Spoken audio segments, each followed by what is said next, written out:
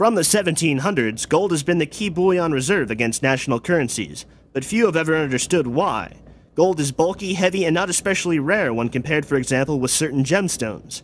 It has nevertheless taken prime position as a financially underpinning substance. The reason is because from the most ancient of times, gold has had a perceived value beyond that of currency wealth. A metaphysical and scientific value, the secrets of which have been lost but were destined to one day return. This has happened with the rediscovered science of monatomic high-spin metallurgy, the ability to transmute noble metallic elements into a single atom, superconductive, anti-gravitational state. During the course of David Hudson's research concerning orbitally rearranged monatomic elements in the latter 1990s, the medical fraternity began to take a keen interest in the potential use of ORMEs for cancer treatment.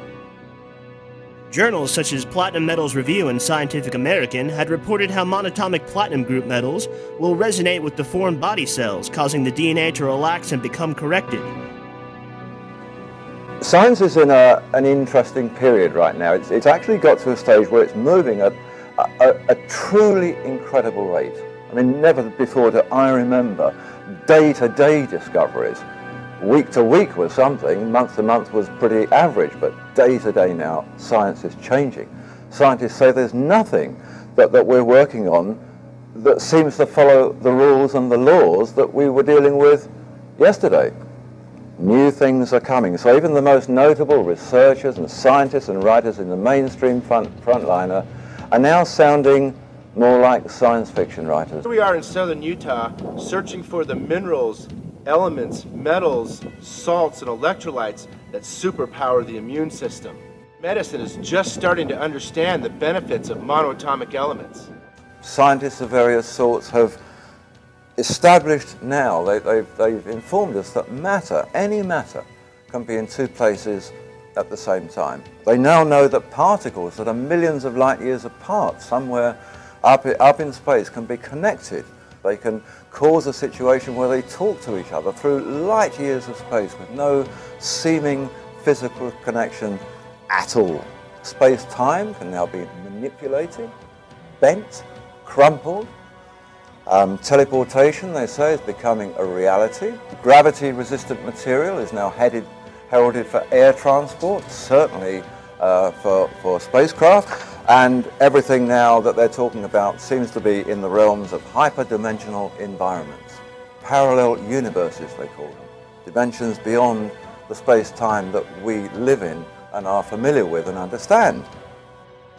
To quote David Hudson on his research with Monoatomics, he stated, "I'm not a doctor, so I can't practice medicine. Anything that is administered to someone for the purpose of curing a disease is medicine. My purpose in this was not to cure diseases or illnesses, but I did want to know, does it work? Does it have an effect? I can tell you, it's been used on Lou Gehrig's disease, it's been used on MS, it's been used on MD, it's been used on arthritis. I can tell you that at 2 milligrams a day, it's totally gotten rid of Kaposi sarcomas on AIDS patients. And it gets rid of KS. I can tell you that for people who have taken it at 2 milligram injections, within 2 hours their white blood cell count goes from 2,500 to 6,500. I can tell you that stage 4 cancer patients have taken it orally and after 45 days have no cancer at any point or place in their bodies. Eric Johnson and ZP Tech, or Zero Point Technologies, are at the forefront for modernizing this ancient alchemical resource. Found this deposit here, so we're going to stop and we're going to see if we can find some monoatomics under these overhangs of the cliff. So let's go check it out here. Instead of destroying tissue with radiation or killing the immune system with chemotherapy drugs, here was a prospective remedy which actually rectified altered cells.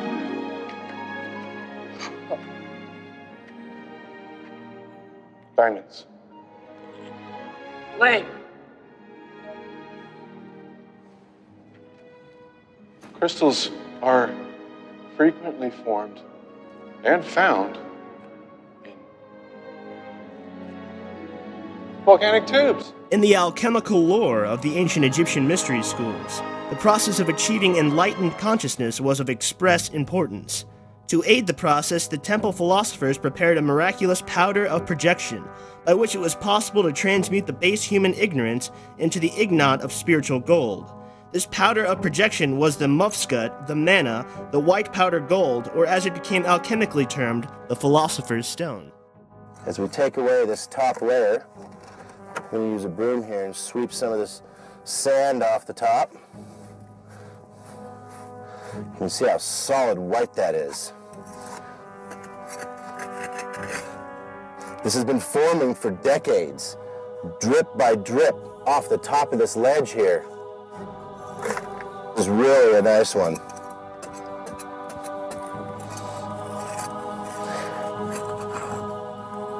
And just go until we fill up a good bucket full. Fresh fruits and vegetables carry so many monoatomics in them that we've just concentrated within live fruits and vegetables into a small condensed form. Later in the lab, we're going to add different metallic substances to these to make custom crystals. Use this as the base material to make our crystals later on. We're going to add the different metals to this mixture and grow the crystals, producing the different crystals out of this base material that's dug up from the earth. These are the minerals, electrolytes, salts, and powerful monoatomics that the immune system thrives on. This is a safe way to ingest metals without getting the toxicity of the metal. You can't just take a bite off a piece of gold and eat it. Electrons between the atoms down and take an electron off, it's safe to ingest. And now you're getting all the nutritional value of metals and electrolytes and minerals without all the toxicity and pulp. They said we all have bodies, but we don't just have physical bodies, we have light bodies. And just as we feed our physical bodies, they said, we have to feed our light bodies so that they will be nurtured and grow in the same way.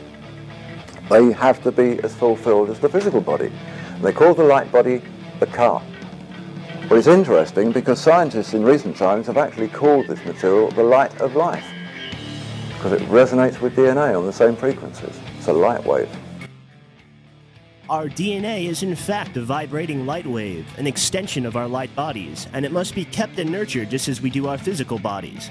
To those suffering from illness and have only been offered pharmaceutical drugs to aid in your recovery, or to those who simply wish to learn more of the secrets of alchemy and our relationship to the divine frequency, observed in sacred geometry, cymatics, and magnetism, the very source that drives the cogs and rhythms of the universe, I implore you to look within yourselves to the truths presented here, and join us on the scientific rediscovery of a lifetime.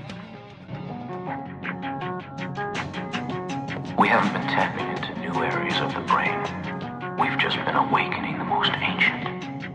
This technology is simply a route to powers that conjurers and alchemists used centuries ago. Human race lost that knowledge, and now I'm reclaiming it through virtual reality. You're moving too fast. Even with all these new abilities, there are dangers. Man may be able to evolve 1,000-fold through this technology, but the rush must be tempered with wisdom. The Philosopher's Stone, its nature, its qualities, what they knew about it. But most important, he made this point. Our stone is nothing but gold. Our stone is nothing but gold. It's gold digested to the highest degree of purity and subtle fixation. We call it a stone only because of its fixed nature, because it resists the action of fire as successfully as any stone. In species, it's more pure than any gold that it comes from, but its appearance is that of a very fine white powder. That was the Philosopher's Stone, straight from the hand of the most famous chemist, alchemist of his time.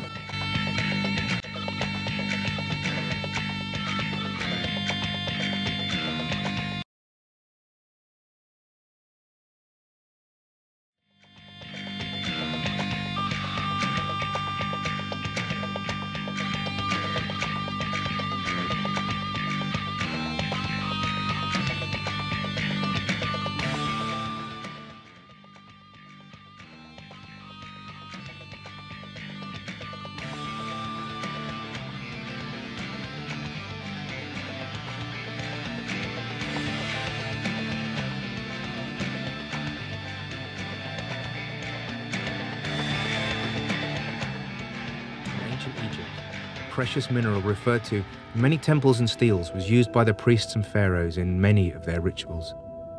The powder was made by the priests and used to make ceremonial bread cakes for the pharaohs, so that they might live longer and be closer to God.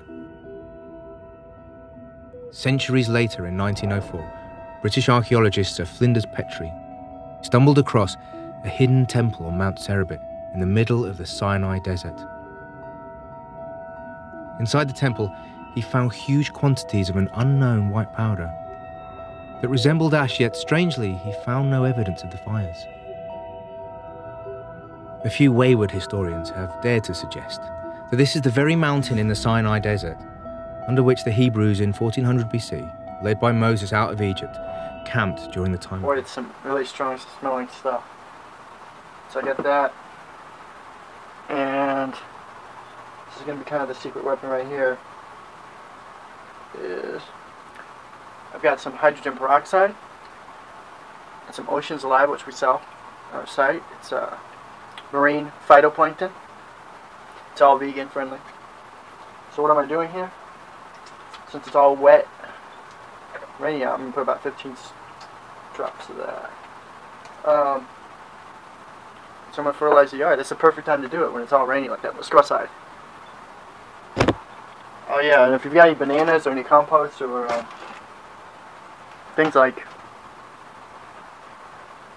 that, you know, apples, anything you finish, take it, let's throw it out in the yard. That's what I do with it.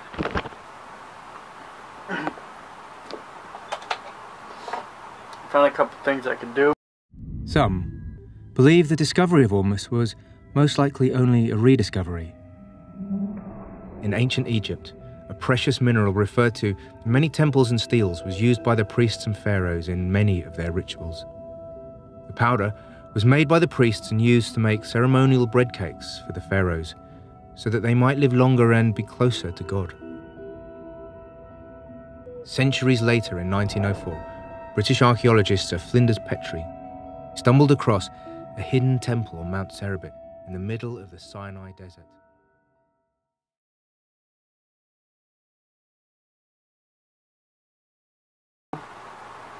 For the day, made some mangosteen moringa sour sop. This has moringa freeze-dried, moringa complex, moringa 100% leaf. Stumbled across Boy, a hidden temple on Mount Serebit in the middle of the Sinai Desert. Inside the temple, he found huge quantities of an unknown white powder that resembled ash, yet strangely, he found no evidence of the fires. A few wayward historians have dared to suggest that this is the very mountain in the Sinai Desert under which the Hebrews in 1400 BC, led by Moses out of Egypt, camped during the time of the Exodus. Moses, who according to the unlikely Bible story, had been found in the rushes and adopted by and raised in the Egyptian royal family. Moses, who is much more likely to be the half-Israelite pharaoh Akhenaten, grandson of Tutmosis, banished to the Sinai around 1400 BC for trying to ban the worship of idols, and who developed the notion of a single, faceless god named Aten. As a pharaoh, Moses would have known all of the secrets of the priests and pharaohs. Moses would have known all about the bread of life, made from the white powder of gold. The Egyptians called the powder mufkut, but they knew it was no ordinary mineral. Mufkut means what is it, but literally translated, the hieroglyph reads spirit, fire, stone, part magic, part precious mineral. Manna in Hebrew is also translated as what is it? Manna, the miraculous edible substance that God provided for the Israelites during their travels in the Sinai.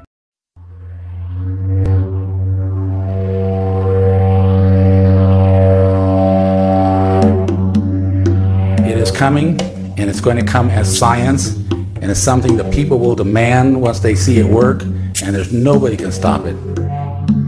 It's not going to come to the world as a philosophy, it's not going to come to the world as religion, it's going to come to the world as science. And these standards have to be acceptable to science.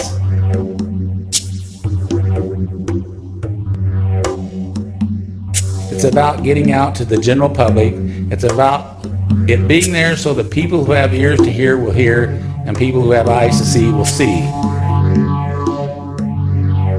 But when you understand that a superconductor literally has around it a Meissner field, and it doesn't allow any external magnetic field to enter the sample, and therefore it runs perpetually. A superconductor, when it started, literally runs forever and ever and ever and ever.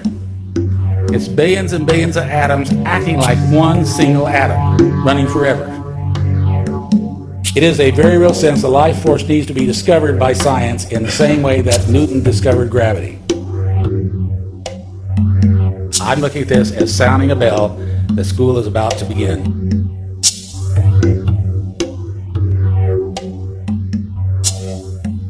It turns out that Hudson, who discovered ORME, was doing something very similar. He quickly realized that ORME was extremely rich in precious platinum group metals, an unbelievable 2,400 ounces per ton. Essentially, he believed that ORME is largely composed of precious metals in an exotic state of matter, where the metal atoms don't form any bonds with each other, but exist as separate single atoms, making them what he called orbitally rearranged monoatomic elements. But because it can't be measured, and therefore can't be proven, the scientific community ignored his findings. Fuller spray. If you look up, type in Google search or just anywhere on the internet, it's called Moringa Fuller Spray Fertilizer. You'll see a video where I go through the science on. And then, in 1992, Hudson goes a step further and announces that his white powder is in fact the legendary Philosopher's Stone, the mythical prize of the alchemists, an elixir of life that will cure all illnesses, bring about spiritual enlightenment, and turn base metals into gold. He set out to produce it for human consumption on a really large scale, but a disastrous acid leak caused Hudson's facility to shut down just days before it became operational. And then, Hudson simply disappeared.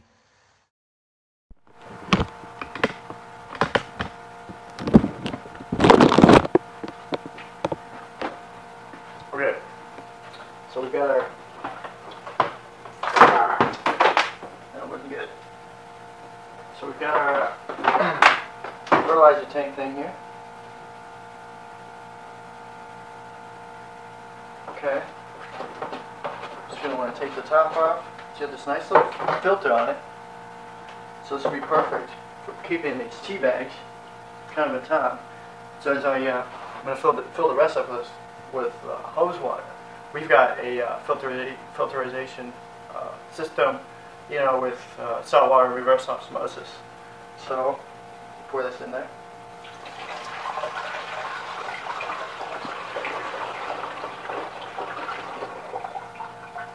Beautiful.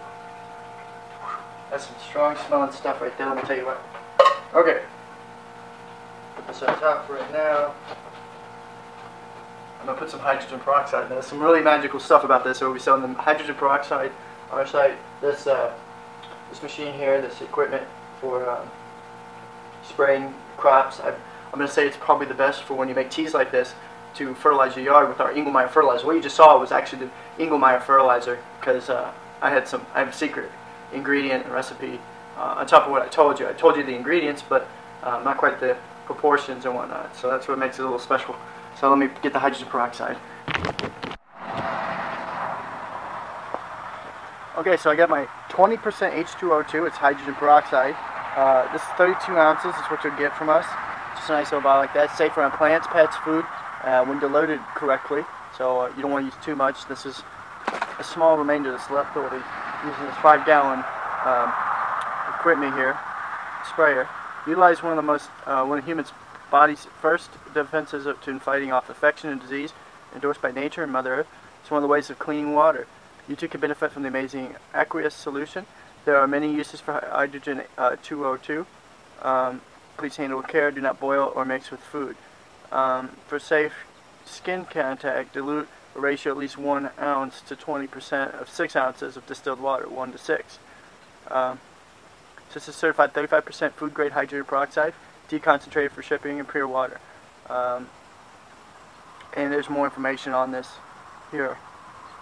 Do not let the don't let it come in contact with skin or eyes, diluting concentrate. So if you check out on one of my channels, I had the Engelmeyer fertilizer, which kind of explained how to use it, what it does. It's a foliar spray. If you look up how Moringa is a pesticide, a herbicide, wards off rodents, it's a perfect mineralizer, pH perfect, nitrogen, which is high in protein, phosphorus, potassium, all these things that the soil needs to be thriving. That's why it's really green. All of our stuff, you throw seeds in the ground and they just take off. I've got wildcrafted tomatoes, as I mentioned in this earlier the other day, and just anything. It makes growing fun when you can just grow things and they don't have a problem growing. So I'm gonna put this in there. Check out that video because you'll explain what the importance of this stuff is. You can use the rest of it. Let's go on.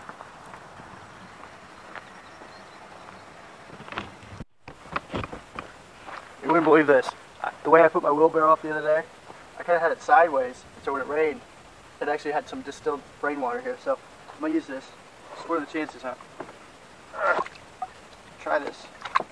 Try to get that water in here. Can I do it? Can I do it, folks? I don't know.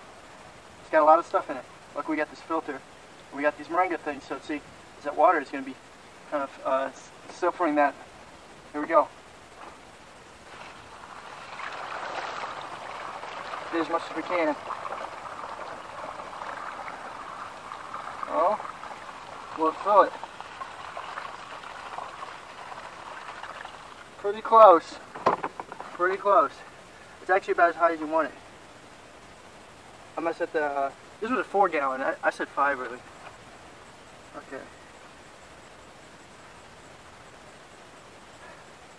That's almost 4 gallons. So we're just gonna go with it. This is the Russo Power Equipment sprayer. It's one of the best ones I've ever found. Just throw it over you, like so. Get it kind of locked in. You want to make sure this gets on the opposite side. This, got that. Make it kind of loose. Get your arm over. Just do a couple of these strokes here. Come on, let's go. For instance, see how yellow the sunflowers are? Look at that. Let's give you an idea. See that? And that's all pure Moringa. Look at that. Pure, what we got going on with those phytoplanktons, the Moringa Engelmeyer Angel Liquid Fertilizer, golden green, baby. Now this is what I do.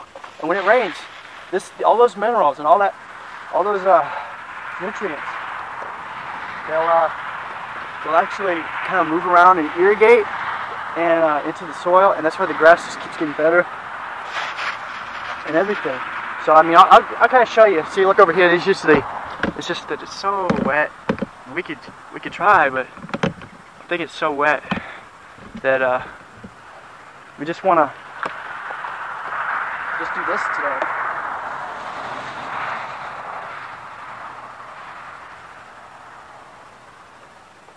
Can I adjust the knob here? So you have it really strong. See that? You can kind of give yourself a shake every once in a while. You got a lot of good stuff in here. And you know what the most incredible thing about this is? It's going to create 33% higher yield, as shown in my video I mentioned earlier. And get this, it's so safe. Look. Whoop, missed my. You see that? I just sprayed myself in the face with it. And really, if I had to, I could drink it. I just don't want to because of the taste. It's that safe, folks. Babies, it's safe for kids, children to kind of be around. I mean, I could spray this. Look, I got no mask on. I have like a sleeveless shirt. It's that safe, and it's better than Roundup. It's better than Monsanto. Technically, it could put them out of business. Our family was involved in agriculture for years, and I was a cotton farmer. I had built my business up in the 1960s and 70s. We were actually farming, extensive land holdings in Yuma Valley and in the Phoenix area. The total operation that the family farmed was about 7,000 acres, and it was primarily cotton. But I got involved in a farm down in what was called Agua Caliente, Arizona, which is actually in the Arizona desert, out between Gila Bend and Yuma, right out in the middle of the desert. And it actually got its name from the Agua Caliente hot springs right there at the mountain next to my farm. They have a hot springs, an old resort, where in the 1920s and 30s the railroad trains would have to stop to get steam water for the steam engines, and they actually had a resort there where the tourists would get off and go bathe themselves in the hot springs and rejuvenate their bodies, supposedly. Well, I had a 1,200-acre farm that I bought down there that had really serious problems with what we call black alkali. There were several fields down towards the Gila River that were really serious black alkali. And this looks like chocolate in the soil. And for you people back here on the eastern part of the United States, you have no idea what I'm talking about because you have the opposite problems. But it's a chocolatey, crunchy material that's actually salt that builds up on the tops of our soils. And when you plant, like for example, cotton, the cotton will actually germinate and get up about 5-6 inches tall and just will be stunted. It won't grow any further. And you put water on the soil and the water just beads up and stands on the soil as if there was actually oil in the soil. It will not go into the soil itself well and be retained in the soil. So at the time, years ago, there was a big copper mine down in Ajo, Arizona, just south of Agua Caliente, and they were giving away sulfuric acid if you would come down and pick it up. And so I was paying truckers to go down and haul truckloads of 93%, 92 to 93% sulfuric acid from Ajo down to my farm. And I was injecting this acid on this land where I had this black alkali problem. And we were putting about 30 tons to the acre of 93% sulfuric acid. Okay, well, a little does a little good, a lot ought to do a lot. There was actually so much acidity, and of course sulfuric acid, when you say 93%, it's not really as corrosive as it is at like 50 or 60% because it doesn't have water.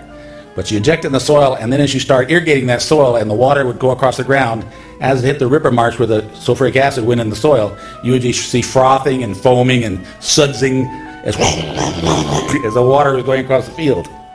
And this was my first introduction to actually making soluble salts. Now what we were doing is taking black alkali and adding sulfuric acid and making sodium sulfate, which then now is considered a white alkali, which then is water soluble and will leach out of the soil root zone of the plant. And then you can irrigate it and wash it out. It's kind of like the analogy of putting soap on your hands to get the grease off. You can keep running water on there and it won't get the grease off, but if you put a little soap in there, now you can get the grease off. Well, that's what was happening when we put the sulfuric acid on our stony ground. Then a few years later, got involved. We actually had Jimmy Carter become our president, and he was just like the president we have today. He was really a fellow that thought you could just spend and spend and spend and spend money. Fortunately, his idea was tax and spend, and the current president says spend and tax. And so, but one of the problems we were facing was tremendous inflation was going on at that time. And we were looking at 8–10% inflation every year. The cost of everything every year is just going up dramatically. And people knowing this was going to happen were thinking this was going to happen in advance. So they were pricing everything higher and higher all the time. And I got involved in thinking that it was possible that I could go into gold mining. Now this is just a whim.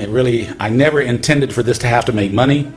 I figured I had Caterpillar bulldozers, I had earth movers, I had road graders, I had front end loaders all on the farm anyway. And so I had the equipment. I could go up and start moving ore.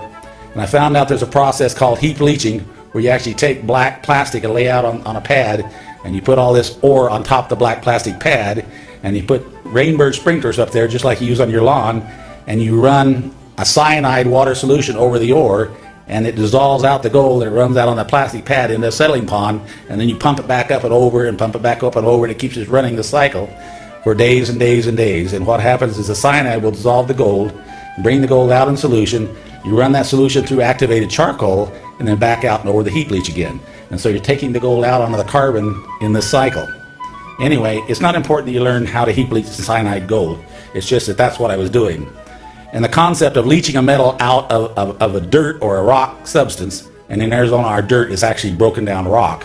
We don't really have topsoil like they have around here in these soils. And so it was just seeming the same thing to me. It was really natural that I get involved in this. I just encountered some problems though when I started trying to recover the gold out of the activated carbon. When we tried to strip the gold out and fire the material and melt it into a metal, we had stuff that wasn't gold recovering with their gold. Now the gold was there, but it was this other stuff that just refused to go away. It just followed with the gold all through the system. And I just became frustrated in the recoveries because it was actually, when this material caused a problem in the fire assay, it caused much of the gold to be lost. And I said, what in the heck is this? And I had heard about tellurium and things like this, that people had problem in gold mining. And I said, you know, I got to find out what this problem material is. Well, one of the fellows that was doing fire assays for me handed me a book. And this book, I don't know if we can go, no. This book was actually published, let's go to the next page. Yeah, that's it, back one page. This is the book that he handed me. It was called The Analytical Chemistry of the Platinum Group Elements. Now, for you people who really want to get involved in understanding the chemistry of the platinum group elements, this is actually, the work was written by the Soviet Academy of Sciences. In the Soviet Union, they have the Vernadsky Institute for Precious Metal Research, which is a division of the Soviet Academy of Sciences. And in the Soviet Union, they fund government money to go to research on the chemistry of this industry because it's a very important part of their income and source of money in the Soviet Union. And so they funded this research as a governmental funded research for 40, 50 years, and they're very proud of the research, and so they published this in Russian. Well, not knowing how to read Russian, the Israeli Program for Scientific Translations actually got the information and translated it into English, and so you can order this book from the Israeli Program for Scientific Translations. And the whole book, and this is a book about this thick, is nothing but the analytical chemistry of the platinum group elements. Now let me tell you, anybody who wants to delve into that book, be prepared for a battle. In this book, you will find all sorts of information. There's actually 6 platinum group elements, and it comes at them from all aspects, including wet chemistry, including spectroscopy, including separation systems, including ion exchange resins, including solvent extraction, everything. And from the average person, you don't want to go there because it is a holy heck to wade through, really. You've got to really be a technical person. But I decided I've got to wade into this thing. It can't be that bad, so I want to solve the problem. Well, in the book, I got through to page, back where we were. No, yeah, right, that's it. Okay, in page 534, the Soviet journal has a procedure there for the analysis of lead alloys containing the platinum group elements. And it was really interesting what they were doing. They were actually taking the sample, placing it on a carbon electrode, striking an arc from another carbon electrode, and then burning the sample. Now, in the United States, they do a DC arc emission spec burn the same way, except they only burn for 15 to 20 seconds. And everybody here says everything's red that's going to read. Now, that's the standard thinking here in this country. Yet the Soviets say that in the first 45 seconds, nothing reads but lead. And it's only when you get to 50 to 70 seconds that palladium will begin to read. The lowest temperature, the lowest vaporizing platinum metal. And as you continue to burn, then ruthenium, rhodium, and platinum begin to read. And and this is the temperatures that they vaporize away. It's kind of like boiling water away from oil, and then and they go off of the sequence of the vaporization temperature. But it goes all the way to 175 seconds when they're taking off rhodium, platinum, iridium, and osmium. And so if you go back now to the one before it. All right, so we had a fella in the Phoenix area. His name was Siegfried Brimmer. Now, Siegfried Brimmer, you could hardly understand his English. He had a very heavy German accent. And he had been trained as a spectroscopist over in Germany. And this is his resume. And I bring this only so people can see, from 1939 to 1945, he went to public school in West Germany. 1945 to 51, high school. 1951-54, Dortmund, I don't know, it's all German, a bunch of German words. Anyway, in West Germany, a certificate of practical and theoretical training, and then his work history, 1954 to 59, his production of quality control and technician at the Portman Norder, anyway, German. And he's got a certificate. And he was a petrochemist at the Steel Company of Canada Limited, 1966-68, he was the supervising spectrochemist at W. Kramer and Company, smelters and refiners of metals, copper, alloys. 68-70, a spectrochemist with Martin Marietta Metals Division. Anyway, you can see his credentials here. It's very immense. The guy has done a whole bunch of work, all with big companies, and he had letters of recommendations, which I'm not letting you see all that because it's too long. But everybody, he wrote him great reviews when he left the company and all. He is really a good spectroscopist.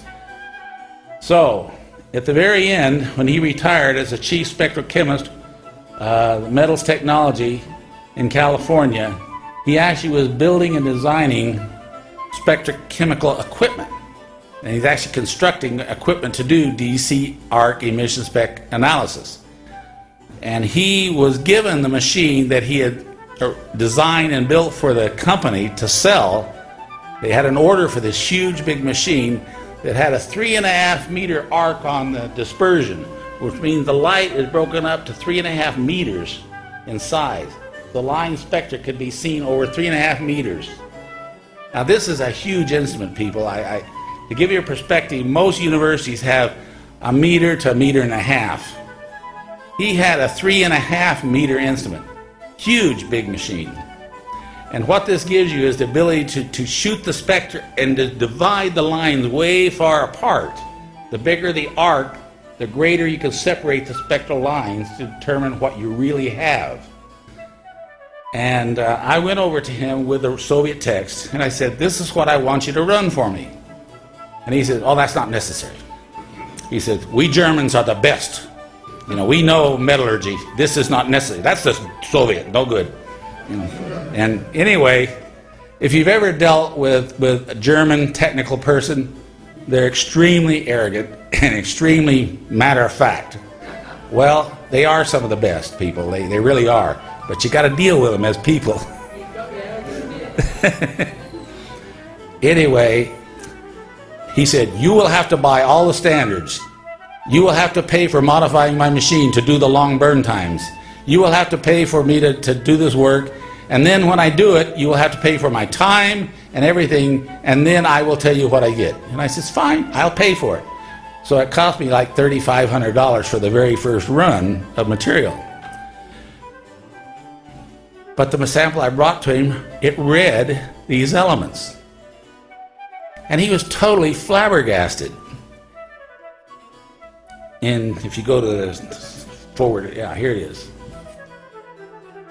Anyway, this right here, the GW sample, June 21st, 1982. If you see, platinum is 0.05 to 0.3%. Not ounces per ton, percent. Iridium is major. Now by major, he goes only up to, I think 3%. No, here's one, he goes to 5%. Well, by major, he's saying it's over 5%. It's beyond what I'm calibrated to read. To read that accurately, I have to actually dilute the sample down and make it emit in a lower amount because it's beyond my capability to read the amount. The osmium is 0.3 to 1.5%. Rhodium is major. Ruthenium is major. Anyway, and of course this is all the other, you know, cadmium, cesium. He didn't, and iron, of course, is a high amount. Anyway, he just says, "Dave, these elements cannot exist in the quantities that I'm reading them." Everybody knows that. Now, for perspective, I need to tell you that the best known mine in the world is in South Africa. And these people go a half-mile underground and work underground at a half-mile to get ore that has 1/3 of 1 ounce of all the platinum metals in it. 1/3 of 1 ounce per ton. And this sample right here was actually an acid dissolution of a rock on the side of a mountain. Now he had no idea how I produced this. He just knew I came to him with a sample. But he was reading numbers, and the amazing thing about this, people, is if you go to a spectroscopy, he'll say, "Well, maybe it was interference. Maybe it really wasn't these elements." When you do the long burn time, everything reads in the first 15 to 20 seconds. And then it goes quiet. Nothing is reading for 30 seconds, 40 seconds, 50 seconds, 60 seconds. And then when it starts to read palladium, nothing else is reading. And when palladium stops reading, then here comes the, I don't know what's the next, rhodium, or anyway, they read in the sequence of their vaporization temperatures. And so you have to boil one completely off before the next one starts coming. And so when the next one is coming off, nothing else is coming off. There's no way to say there's any masking. There's no way to say there's interference. No way to say there's impurities causing the reading, because nothing else is reading but these elements. So he accused me, well, he didn't accuse me, he asked me not to get in this lab. He said, get out, get out, get out. Go away. I didn't know what I'd done. I paid for everything. What's the big deal? Anyway, he wanted to check all this, be sure it was right. So it was about 4 weeks later before I heard from him again, and finally his wife calls me up, and she says, "Yeah, Mr. Hudson, Ziggy wanted me to call you and tell you that he needs to meet with you." So I come back over, he says, "Well, I checked this, and these elements really are here." And he says, "This is unbelievable." And I says, "Yes, I know." Well, I took him many other samples too, the exact same material, prepared various different ways, and everyone read no platinum metals. And it's the very same material off the mountain, the very same material prepared different ways. Only when I prepare it the specific way I prepared this did it read. So people, it is not the long burn time like a lot of people thought when they read this before. They said you have to just burn, burn, burn, burn, burn, burn till it gets so hot it'll come off. No, it has to be prepared correctly before it will read. Okay, and there's some misunderstandings. When I talked the first time, I told you about this, and people said, "Oh, it's that long burn time." No, it's not the long burn time. It is the specific preparation of the material that must be performed chemically first before you take it for analysis. Okay? And I know now, the terminology that you'll hear here is you kill it. You have to take the living material and kill it first. Well, that's what I was doing. I was killing it, but I didn't know it at the time. I was just following procedures outlined in the Soviet Academy of Sciences. They said, this is the way you precipitate, then you go on the procedure. Well, I used that procedure to precipitate, and then I shook it to Ziggy. But I was killing it, and without knowing it at the time. I was actually taking it to a pin state where it wasn't in this high spin state. Anyway, that's not important right now. Let's go on. All right. Once we had done the spectroscopy, and I did this for like 6-7 months, did all sorts of analysis with Ziggy. Ziggy became very arrogant. He said, "Look at what I can do. I can prove that these elements exist. I'm going to be famous." And so he goes over to Germany and he talks to all his spectroscopical friends. And there was actually articles written in magazines about him over in Germany that he had discovered that these naturally occurring platinum metals were in Arizona. But he never could find anything that would analyze anywhere close to what he had analyzed for me. He analyzed the best material he found with analyzing 10 to 12 ounces per ton. Okay, mine was like 2,900 ounces per ton. Okay, big difference. Anyway, he said, "Dave, you know, I'm going to work, I'm going to take this, I'm going to promote with it, I'm going to raise money." He went up to the Las Vegas area and worked with some people up there in Nevada. And then after working with the people in Nevada, I heard the information and moved up to Oregon, Washington area. I mean, it's just amazing how like spiderwebbed out the information after he started promoting with it. Unfortunately, Siegfried Brimmer has died and he isn't with us anymore, but it's part of my history, so I'm giving you. One of the problems we had, and I really can't be more specific, I want you to understand this, is the procedure according to the Soviet Academy of Sciences, the Vernadsky Institute for Precious Metal Research, that when you get the elements separated, you do a hydroxide precipitation, you drop it out of solution as a hydroxide, you filter it, water wash it, then you put this into a tube furnace. And a tube furnace is actually a quartz tube glass tube, and it could be, you know, this size to this size, but the tube goes through a furnace that has a round opening in it. And you actually put the tube inside the furnace, then you take this little porcelain boat, or some people use metal boats, but porcelain, fire clay or whatever. Anyway, we were using high temperature porcelain boats. Put the powder that you've just taken out of the solution, you put it in this boat, you take a little metal push and you push the boat into the center of the furnace, where it's in the heating zone. You put a stopper in the end of the tube, and then you hook up a glass line and then a rubber hose that brings oxygen, argon, hydrogen, whatever gas you want. Well, according to the Soviet Academy of Sciences, you heat it under oxygen up to 800 degrees, and it forms an oxide. And then you put an inert gas in there, usually argon, to get all the oxygen out, and then you put hydrogen in. And then you hydro-reduce it for 15 to 20 minutes, and then you cool it down under hydrogen if you want a hydrogen compound. But if you want all the hydrogen out, you cool it under an inert gas like argon or helium. You cool it down to ambient temperature, then you reach in and take the cork out, reach in and pull a sample out, and you put it on a scale and weigh it. Okay, we did this. But when we hydro-reduce it and then cool it under argon, we pull it out in the air, and we took this cool sample, which is now room temperature, and placed it on our scale. And we have a little digital scale that weighs down to micrograms. And we put it on the scale. But the weight of the scale just said the numbers are just running like this, like a slot machine. The weight is changing continually. And John says to me, Dave, when do I record the weight? Now? Now? And you know, this is just driving this PhD crazy. He said, Dave, this makes no sense.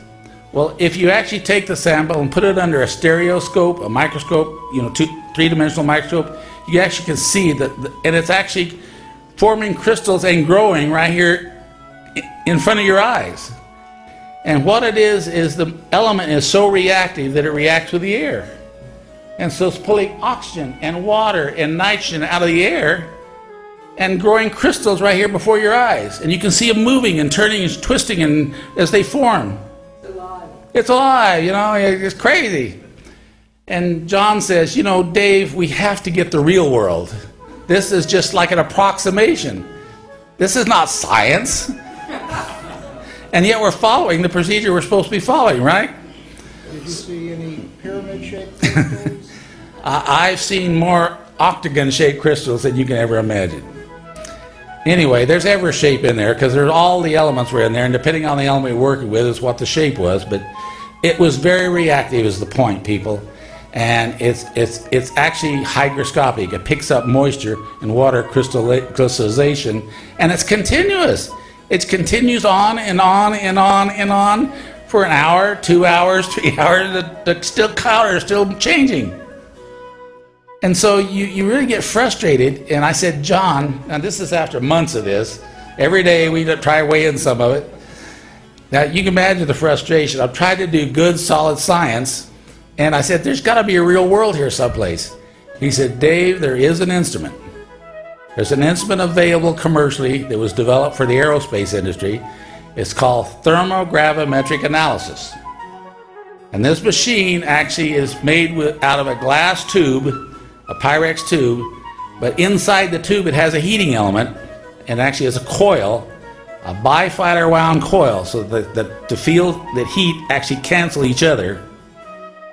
And it has a little balance scale inside the heating area where you can put a sample in there under a controlled atmosphere. You could oxidize it, hydro-reduce it, put inert gas on it, whatever you want, and it never hits the atmosphere. Never sees air or never sees the outside atmosphere. And you can weigh it while you oxidize it, weigh it while you hydro-reduce it, weigh it while you put the argon on it, and then weigh it as you cool it down. I said, at least we will learn what it really is when we hydrogen-reduce it, right? How much does it cost? Well, they're about $350,000. And I said, well, I'll tell you what, can we lease them? And he says, yeah, you can actually go to Perk and Elmer and they'll lease one to you by the month. And I said, well, let's lease one. I'll bring it in.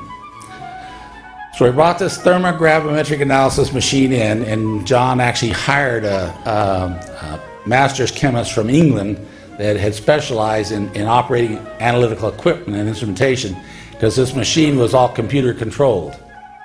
So actually when you start the program, it will actually all on computer run the valves, run the gases, control the heat at whatever heating rate you program into it, turn on gases at what temperature you want it turned on. It'll go off when you tell it to go off. It's all computer controlled. But you needed somebody to understand computers. And most of us guys were not really computer literate, like I still am. Not computer literate. So this lady came in, I can't remember her name right. I think it was Jan something, but I can't remember her last name. Anyway, she came in to run the TGA. Now when you lease this TGA, they actually give you analytical standards that you can actually put in the machine and check the machine with these standards.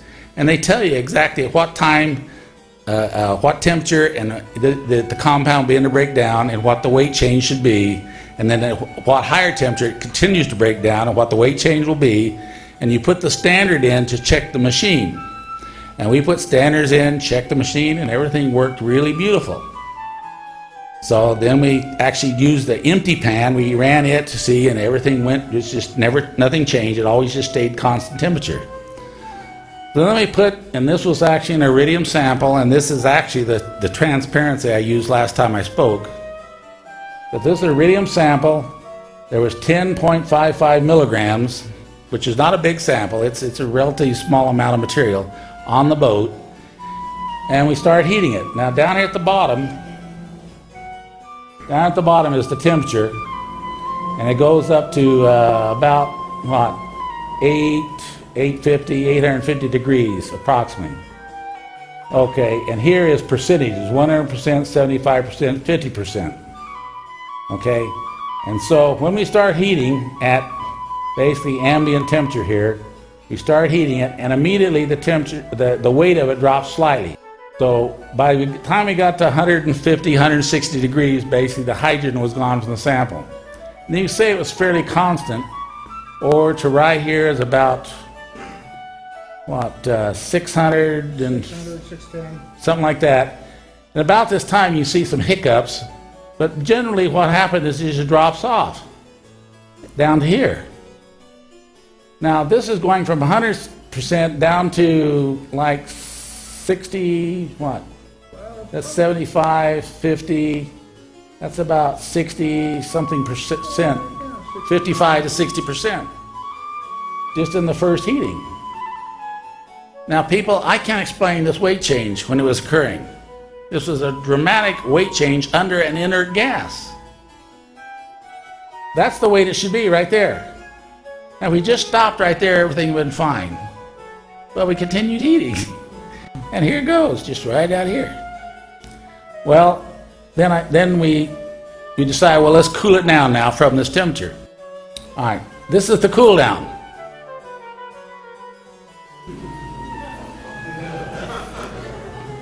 All right. Now, unfortunately, when you start to go backwards, wherever you're at when you start, that becomes 100%, because you're going this way now, okay? So really ignore what this reads over here. The important thing is, wherever we were when we stopped the other graph, that's where we start this graph cooling down. And we're cooling this direction, going this way. And look at this. Now, we're doing the cooling at 2 degrees per minute, which is very slow. When you're at 800 degrees, 2 degrees per minute, there's a lot of minutes. Between there and there is what? 610 to 340 or 350. You realize how long that is? Yeah, degrees centigrade, yeah.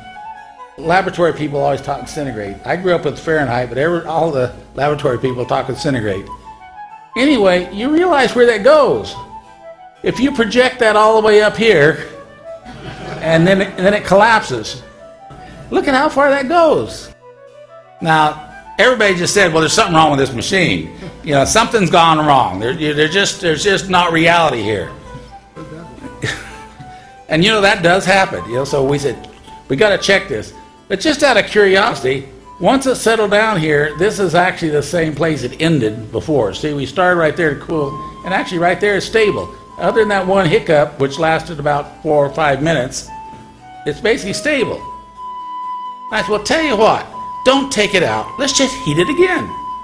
And all the time we're under this inert gas, and it doesn't say what it was, what gas, but I'm sure it was helium. It was argon or helium, one of the two. So now let's just start right there, and let's heat it again. So this is now the starting point, 100%, which is actually 50-some%. Let's start again. We start heating, and everything's fine for a while, and then these hiccups start again. And then look right here at this hiccup. Oh, they're going down. Yeah, now this is going down. Now if you look at it, it's actually getting less and less and less and less and less weight, and then it goes right back to where it should be. And then less and less and less and less weight, and then it just collapses right back. Now this is a strange, I mean, you got to understand this is data, and it has to be, say, what does this mean? Anyway, and then as we're getting hotter, it's just jumping all over the place. Now these jumps right here, believe it or not, are taking probably at 1.2 degrees per minute, and we're actually going up about 40 degrees. So this was what, 40 degrees, 1.2 degrees per minute. How many minutes is that? Anyway, these little hiccups are a long time. Even though it looks like a little hiccup, it was actually down there for a long time before it came back to the level again. And this seems to be kind of a standard level in here that it would always drop back to, but it actually would do these things. And I said, all right, I cool it down again. Let's just do this again. Well, the next slide, this is the second cooling. Now, when we started, it happened to be right there. Well, actually, it was actually on a less than the baseline point. So this is actually the baseline right here. Okay, but there's where we started. So it actually went way, way, way, way up to there and then collapsed back down. Now that's 150%, which is actually about what we started with. These weights here are not real. It can't be real, right? But that's what it's reading. But look at how far they're doing it. It's actually down to almost 200 degrees before it quits doing it. And the poor girl running this thing is just saying, this can't be. This just can't be. I said, well, tell you what, let's just keep going. Well, you imagine we've killed like half a day already, you know. Let's go again. Just heat it again. So let's go to the next slide. All right, this is the third heating. You start off heating and everything is going along fairly stable, and then they start. And then look at this one right here.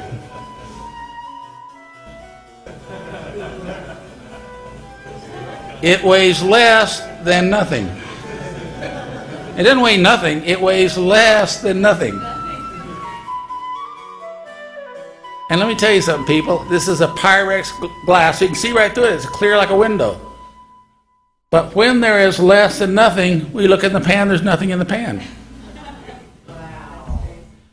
Well, there's a reason for it, and what it is if you understand about superconductivity and flux fields, it's actually a flux field that we're talking about here. And it's building, building, building a field, and then when it collapses instantaneously, and then it starts building again.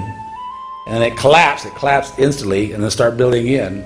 But it actually is flux that is interacting with magnetic field. However, the magnetic field is not supposed to exist here, because this machine has bifilar wound heating elements, and there's no magnetic field produced by the machine per se. The only magnetic field we're talking about is the Earth's magnetic field. So I said something just didn't make sense. Well, it really wasn't that after all, but I'll get to that in our presentation here. All right, let's go again. This is the fourth heating. And you can see by the time it gets up to around 200 degrees, it's starting to do this.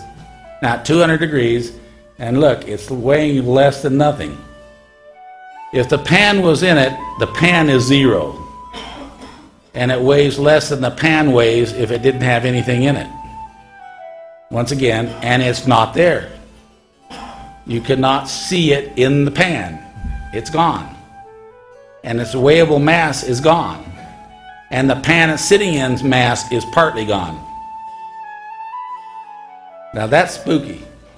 All right, cool it down. Now, once again, we started it, so it was way down here. So anyway, this is the cool down. And look at these peaks that are going on. But you see that every time we do it, we're moving this further and further toward ambient temperature, is the point. By annealing it, we're actually coming closer and closer and closer to room temperature. Anyway, let's go. Do we have any more in this now? There should be a 5th one. Yeah. Let's go to the next one. All right, here's the 5th heating. And then we have a 5th cool down. And this is the 5th cool down. Anyway, this material was just mind-boggling. We must have ran this 80 or 90 times. We actually ran it, and before we finished, we actually devised a little finger we could put inside the machine that when the material was gone, it would wipe through the pan and come back, just like a windshield wiper, to ensure that maybe it was there and just vibrating at frequencies we couldn't see with our eyes. So we wiped through the pan and then brought it back and it was there.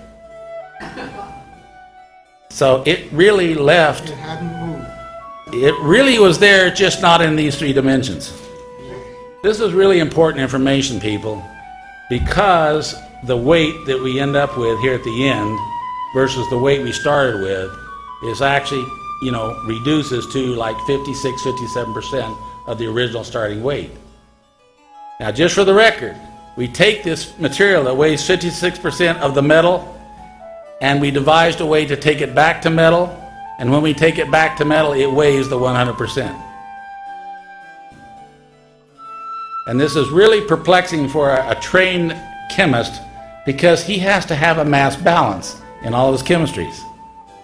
You know, and a mass balance, that's one of the things they teach you in the very beginning of chemistry. Keep a mass balance. And if you start with 100, you have to have 100 all the way through, and anything you add, you have to add to it. But you don't get less. And when it went from 100 to 55, 56%, this just really upset his apple cart. He said, Dave, this is not the physics that we have been taught in school. Now, well, I'm just a dirt farmer. I'm not a technical person. I'm trying to understand this. You know, I'm just watching it all, and you know, I'm watching their response, and they're just blowing their minds. You know, at the time, I didn't understand the importance of this 56%. You know, I eventually learned what it meant when I filed my patents later. Which, let's go to the next slide. All right. Now, there's a gentleman by the name of Hal Puthoff. And he did a paper, and this is in March 1st, what? Can you read that, Barry? 89, I think. 1989. It's Physical Review A, volume 30, number 5, I think. All right. And it's entitled Gravity as a Zero-Point Fluctuation Force. Now, this man is a theoretical physicist by training. And I understand we have a couple theoretical physicists in the audience right now, believe it or not. Whether you're teaching art or you're teaching feng shui, it doesn't make any difference. You have a formal training in physics, you know, you can appreciate this man's training. All right, this man is a theoretical physicist. Well, I don't like theoretical people, basically, because they're theoretical. I like experimental, you know. But this man, I have a great deal of respect for. I can't understand any of this mathematics, can you? Now, maybe our physicists back here can. I can't. I mean, this is really complex for me because it looks like Chinese writing to me, which is totally foreign, you know. But I have to show it to you because he did say something very profoundly important. It's a theory about gravity, and he says that gravity is not a field. Gravity can never be discovered out there in the universe someplace as a separate field because it doesn't exist as a field. Gravity is produced when the protons and neutrons and electrons of the atom interact with the vacuum energy. And everybody understands the vacuum is the vibrating material. It's everywhere in the universe. In other galaxies, every piece of matter all over the universe is running on the vacuum and feeding their energy off the vacuum. And that's why protons and electrons and neutrons run forever, because they're continually taking energy from the vacuum. And I don't know what the number is, but I read it someplace that in the vacuum energy, in 1 cubic foot of the vacuum contains more. 1 cubic centimeter contains more energy than what? No, somebody said it was all the nuclear bombs all exploded at once won't equal the energy that is in 1 cubic centimeter of the vacuum. Yeah. And if you were to presume that it lasted 8 billion years or something like that, it's more energy than the sun has produced or ever will produce before it goes nova. Okay. In other words, a lot. And for the newbies, this is a lot. Okay. And it's just science. Basically, everybody knows that there is such thing as the vacuum. It's the underlying vibrating frequency that's vibrating so subtly that we don't experience it in our macro three-dimensional existence. But in the world of the atom, it literally is running on it. It's the stuff that continually feeds the atom. That means it runs for billions and billions and billions of years and never runs down. Okay? He said that if you calculate using all this wonderful mathematics that I don't understand, and I wish I could read this all to you, but what he's saying is that when you calculate mathematically, when the energy comes from the vacuum and creates what we call gravity, matter interacting with other matter in 3 dimensions gives us a certain quantity of gravity. But in this part right here in this paper, and you can find this, or you can actually read it on this video screen up here, he says, but matter, when it's interacting in 2 dimensions, which is what I said my stuff theorized to be, resonating 2 dimensions, not 3 dimensions, that you have to correct it by a 5/9 correction factor. 5/9. So matter that's interacting only in this direction, like a superconductor, doesn't weigh what matter interacting in 3 dimensions is like.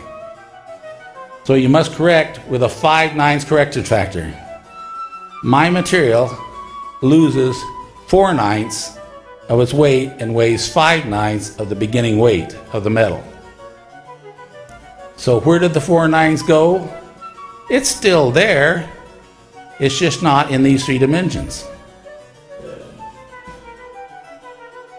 Now this is heavy, people. It's very heavy. But it also is telling us what gravity is. And remember, when you control gravity, you control space-time. When you know what gravity is, you're working with space-time. Now, if you could shrink yourself down to the size of an atom and literally walk inside the atom and be in there with the electrons buzzing around outside and the neutron, the proton right here beside you, you'll be in the world of the quanta. And in that world, there is no time as we understand it. It's only when you come up in the macro world, in our 3-dimensional world out here, that time is invented by mankind to describe change. Water runs downstream at miles per hour or feet per second. You get old in years. Everything happens in time. But way down there in the world of the quanta, there is no time. And something I want to emphasize is a superconductor is billions and billions of atoms resonating in 2 dimensions as a harmonic unit. Literally, all these billion atoms are acting like one single atom. They're all in total harmony with each other and resonating in unison in 2 dimensions. So a pure superconductor should really weigh 5/9 of its beginning weight. Now, nobody has been able to weigh a type 1 superconductor when it's superconducting, because anything comes in contact with it warms it, and when it's got to be 4 degrees Kelvin, anything introduced into it warms it up, so it's a real problem to weigh at that temperature. But That's the theory that he has of gravity. The very fact that it... Is your superconductor? What is it? Well, at room temperature, the gold is at room temperature. Iridium is at 200 degrees. 200 degrees temperature, it's actually flux flowing. Now that's important information, people. Really profound information. See, yttrium, barium, copper oxide. Copper is one of these elements too, people. But when they build yttrium, barium, copper oxide, which is the type 2 superconductor, what they've done is created a yttrium, barium oxide that is like an egg basket, so they can hold a single monatomic copper in that egg basket. Now, if you try to produce monatomic copper, it'll never stay monatomic. It keeps going back to diatomic or larger cluster because it's too small. But if you can create a matrix where that atom stays in that matrix, you literally can get a superconductor, because that atom resonates with another copper atom, resonates with another copper atom, and causes what they call type 2 superconductivity. I don't know what we call our stuff. It's just another form of matter. But science will name it eventually, I'm sure. Anyway, let's go to the next slide. That's an important paper, by the way, people. He's written a lot of good papers, but one of them is entitled Everything for Nothing. You know, but this paper on gravity is really profound, because he does theorize what gravity is, and we have proven with our testing what gravity is. That's what's important.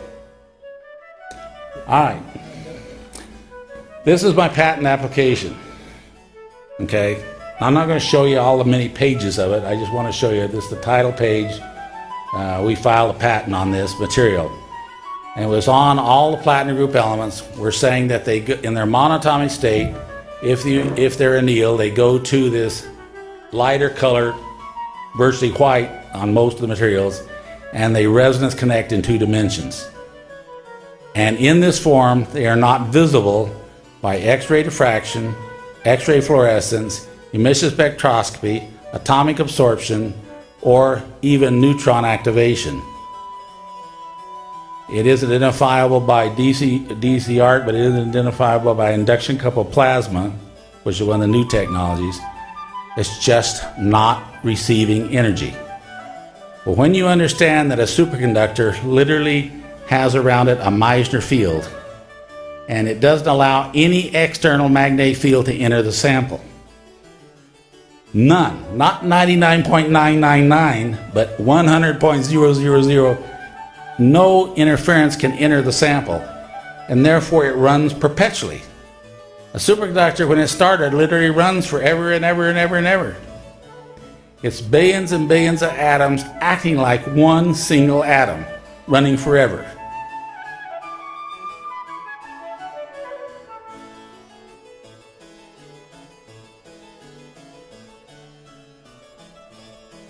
I've told somebody this in private discussions, but when I filed my US and worldwide patents on this material, I described it as the ORME state.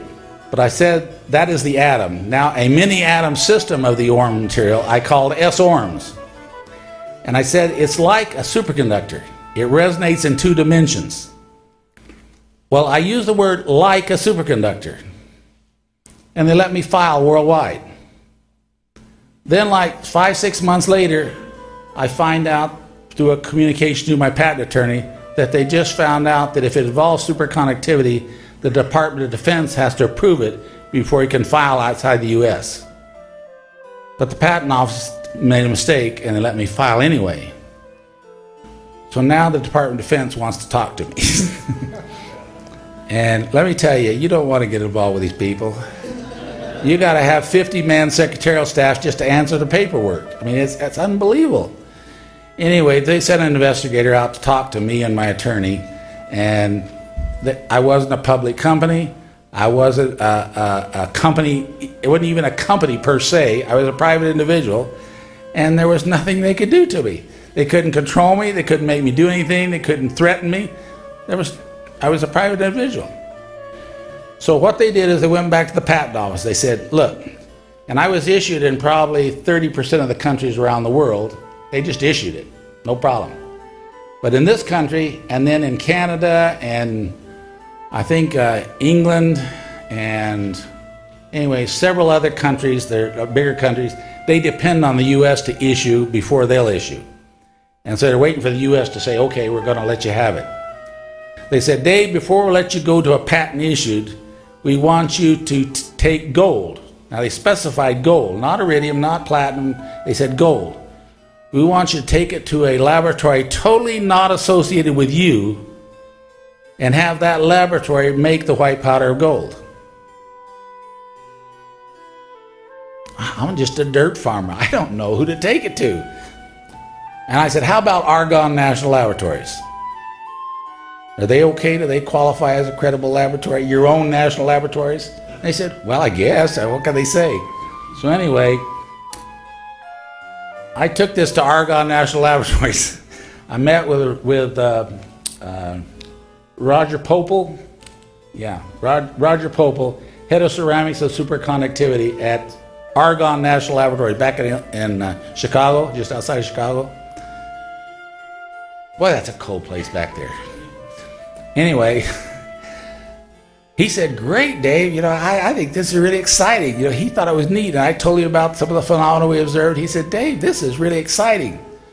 But he submitted it for approval, because it has to be approved by his Department of Appropriations that pays for everything. And they said, Dave, we don't want to do this because Argonne National Laboratories was set up to do only work that can't be done by private industry. And so they said, you really ought to take it to a private company. And I said, but Roger, I don't know of a private company. Who do I go that's somebody totally independent of me that's willing to do this? And so he said, look, Dave, I know some people that used to work with me here at Argonne that are back in Massachusetts that are willing, that I'll call and talk to, and they'll do this for you. And he said, I know a guy, he worked with me here at Argonne. His name is Stephen Daniluk. And so this right here, he said, I am very sorry to inform you that the careful review of my proposal for the work on ORMEs, Argonne management has decided that Argonne's capability in this area is not sufficiently unique for Argonne to undertake the proposed work. I think my enthusiasm for this project work blinded me to the simple fact that they are correct in their judgment. In particular, the University of Illinois Chicago has all the Instrumentation and integrity you require. I suggest you contact Professor Stephen Daniluk, University of Chicago. Well, Stephen Daniluk, when we contacted him, he gave me his address, his phone number. I called him, and he was working on another project right then. But he says, I have an associate, a Michael McNallen, that I work with that will do it for you. So Stephen wasn't able to do it, but then Michael McNallen said he'd do it. He'd sign an affidavit and send to the patent office. So if you go to the next page. All right, this is Michael McNallen. This is his resume, which I only provide to you for you to see that he has a degree, high temperature chemistry of materials, including injection, re-refining of liquid metals, solution and corrosion of metals and alloys, high temperature corrosion in halogens containing environment. Anyway, his experience, University of Chicago professor of materials sciences, Center for Advanced Materials in the Pennsylvania State University, visiting professor, University of Illinois at Chicago, associate professor of metallurgy. Anyway, those are all his credentials. The education, Massachusetts Institute of Technology, PhD in metallurgy. So the only reason I can give you this paperwork is this is the guy we went to confirm that yellow gold could be made into the white powder gold and to report that to the patent office. Okay? A lot of you people said that other people hadn't provided credentials. I'm giving you credentials for my work. It's not my work, it's their work. Anyway, this is his affidavit, which is not all of it, but it's the relevant part. I couldn't get it all on 2 pages, so the notary and all is over here for you to see. But anyway, what it boiled down to is he took the yellow metal, he bought the gold, he actually made it into the white powder using procedures that I provided to him over the phone, and he's confirming that it analyzed to be exactly what I said it would analyze to be, silicon aluminum. And he says, I have no explanation for this because it began with gold. I used not reagent grade, he used electronic grade chemicals, which is even purer yet. And he says, I have a white material here, and it analyzes exactly the way Mr. Hudson said it would analyze, and therefore I cannot say that he is not correct in what he's representing. Signed it and notarized it and sent it to the patent office. Well, then the patent office decided they wanted me to do something else for them. I know this is the Department of Defense, and what they're trying to learn is everything about it. Okay? Now they dictate to me that I must take gold, white powder, and convert that back to yellow metal.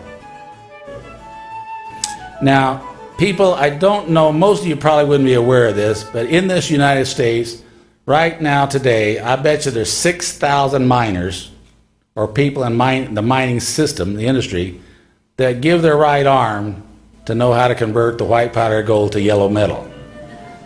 Believe me, there are people out there, and these are some wacky people, some of them. Anyway, just for the record, I want to show this to you too, people, because this is another instrumental analysis. This was actually performed for me, Mark Scudder of the Laura Scudder potato chips family.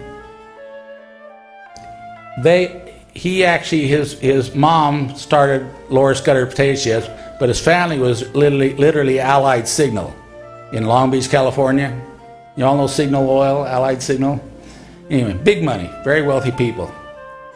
Anyway, they have connections with Allied Signal. When Allied Signal actually merged and went together with, who was it? Anyway, I don't remember now. Anyway, we had them do this. It's called differential thermal analysis, DTA. And what this first line is a heating of the pan up to temperature, which is just simple, heating a pan up to temperature and monitoring the temperature and seeing the heat that goes into it. When you put our material into the pan and heat it, this is the way it looks. So what happens, it starts out, reasonably the same, but right here, it really, you have to keep heating and keep heating and keep heating, and it's not getting any hotter. And then finally it starts climbing up, and then finally it comes back, and from here on it's normal. So what I did is I put these two transparencies on top of each other for the next slide. And let's go to the next one. All right, and I apologize because when you put them on top of each other, you're kind of messing up the letters. But you can see the difference in it now. It actually comes back together here, but it's really apart here, and then it comes back. Well, what does this mean? What this means is it's indicative of a phase change in the material. It's not the same material here as it is here. It is changing phase at this point. It is going to a different phase of material. Okay, that's the only significance of this, but I want to show it to you. There's physical phase change in the material. That's the relevance of that. Just for your information, this is our first heating of the iridium. This is when the differential thermal analysis says that the phase change occurs. At 400 degrees, you can see that the phase change starts, and the phase change finishes by, 750, nearly 800 degrees. And you can see right here, at the same temperature, you see the hiccup start. That's when the phase change starts, and when the phase change is completed, it's down here. So this is indicative of a phase change occurring in the material that causes it to go from here down to here. That's all that's important about that. But for a technical person who understands the instrumentation, that's profoundly important. But for the average person, it really is an awestruck material. All right, now politics. No, it's business politics, though. I'm not going to get into the political politics. I was going along pretty good and working with OCM Laboratories. And we filed our patents, and OCM made the material we sent to Giener Incorporated for fuel cell testing.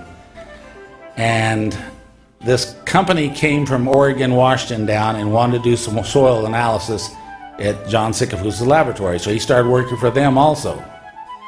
After about 4 or 5 weeks, he comes to me and says, Dave, they've got the same stuff in their ore that you have. And he says, you guys really ought to get together because they have a public company. They're backed by public money. Anyway, it's called Legal and General Assurance, and everybody in England knows who Legal and General Assurance is. We don't necessarily know them here, but they're a huge multi-billion-dollar company, an insurance company. Anyway, a fellow by the name of Clayton Stokes got chummy in a bar with this fellow Peter Simon, who's the investment chairman for Legal and General's investments. And he got chummy with him, but it really was a guy promoting, trying to get in a position to get money from Legal and General. Now I'm telling you this because this is my opinion, okay? He got Peter Simon to invest many millions of dollars with Clayton Stokes and allowed him to invest and get into like 12 different mining properties here in the United States. One of them happened to be with Joe Champion up in Oregon. That was what they were working on when they came down to work with John Sycophus. John says, you ought to get together with them. So I met with them. We entered into a partnership at their insistence where we would work together and they could share this knowledge that I and John had developed for analyzing their ore also. But they never could share the information about me or any of my work or any of what I was doing publicly, and they never could release any of it without my written consent. Only way I'd work with them. So we started working together. Before long, and it didn't take just a few years, they were literally lost all their other investments. However, Clayton Stokes owned an island in Majorca, and he came from South Africa with nothing. He bought an island in Majorca. He drove a Bentley Turbo R, you know, which, I don't know if you all know the Turbo R, it's a really like $300,000 machine. He asked me and my wife to come over to England. He drove us around his big motor car, you know, driving 80, 90 mile an hour down the road. Takes you to all these ritzy places and clubs where he's in, you know, and, you know, putting on the airs with us. My wife, she's a very private person. She did not like this at all. She was nice, but afterwards she says, Dave, I just don't like this. It's just not what I want to do. Anyway, they lost all their other investments. Peter Simon was really in hot water with Legal and General Assurance. They had dumped so many millions into this Clayton Stokes, and it all was gone, all in Clayton's pocket, and nothing working as far as a business. They said, we've got to save our company, and the only way we can do that, Dave, we have to be able to talk about what we have done with you. And I said, well, fellas, I will not allow an investigation or an evaluation. And they want to do an evaluation of my work. And I said, I will not allow an evaluation of my work to be performed by some university professor. Somebody just read about this in a book. If you want to evaluate me and my work, years of work here, it has to be by somebody who's literally had rolled up their sleeves and had hands-on experience in this area. Not somebody's read theoretical papers, but somebody's actually done it. Somebody's actually refined rhodium and iridium and platinum and palladium and gold. You know, somebody had done it. This was being written for Legal and General. This is an evaluator that's paid for by Legal and General to evaluate what they're involved in, and they wanted to release it publicly so their stock price would be great and they would show to have made a good investment. I looked at this and said, guys, I'm not comfortable releasing this to the public.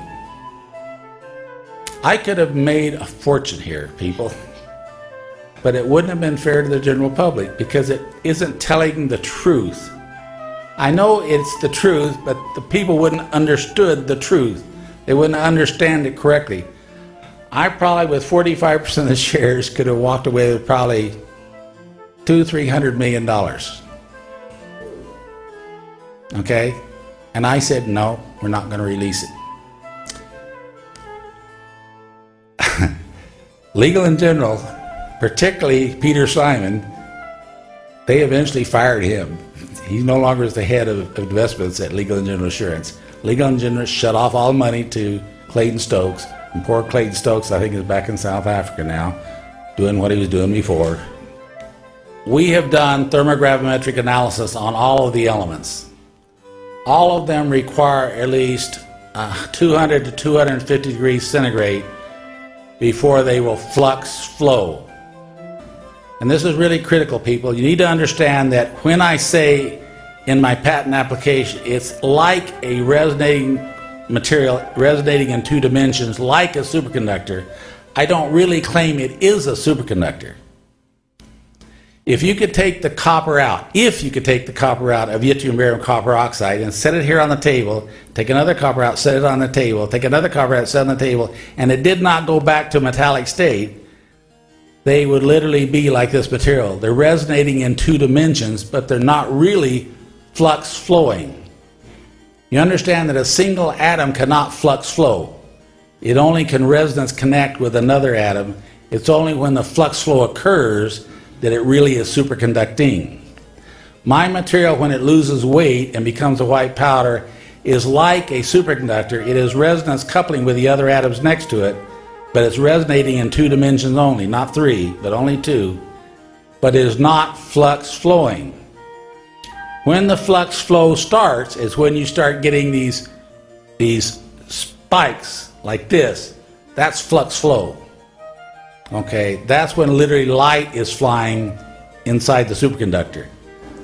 So the initial formation of the ORME material, it is not a material resonating in 3 dimensions, only resonating in 2 dimensions. It weighs 5/9 of the true metal weight, and it is not really a superconductor, but it can superconduct. And I really want that to be clear, people, because you know, people say I claim it as a superconductor. I'm not really claiming it's a superconductor. I'm claiming it is a superconductor-like coupling, but it's not really a superconductor until the flux flow occurs. The one thing that is really profound about this material that is exactly like a superconductor is a single atom cannot be seen by any analytical instrumentation, even neutron activation. And a neutron activation is sending a high energy neutron into the sample. A neutron doesn't have a charge, but a neutron does have a spin on the neutron. And a superconductor is so sensitive to magnetic fields that the spin on the neutron is deflected by the superconductor. You cannot analyze a superconductor when it is superconducting because the energy can't get to the atoms themselves when it's superconducting. Our material, each atom is like a superconductor, is invisible to all instrumentation that does analysis that I know of today when it's in this white state. Okay, this is really a key piece of information. I want you people to profoundly understand this, okay?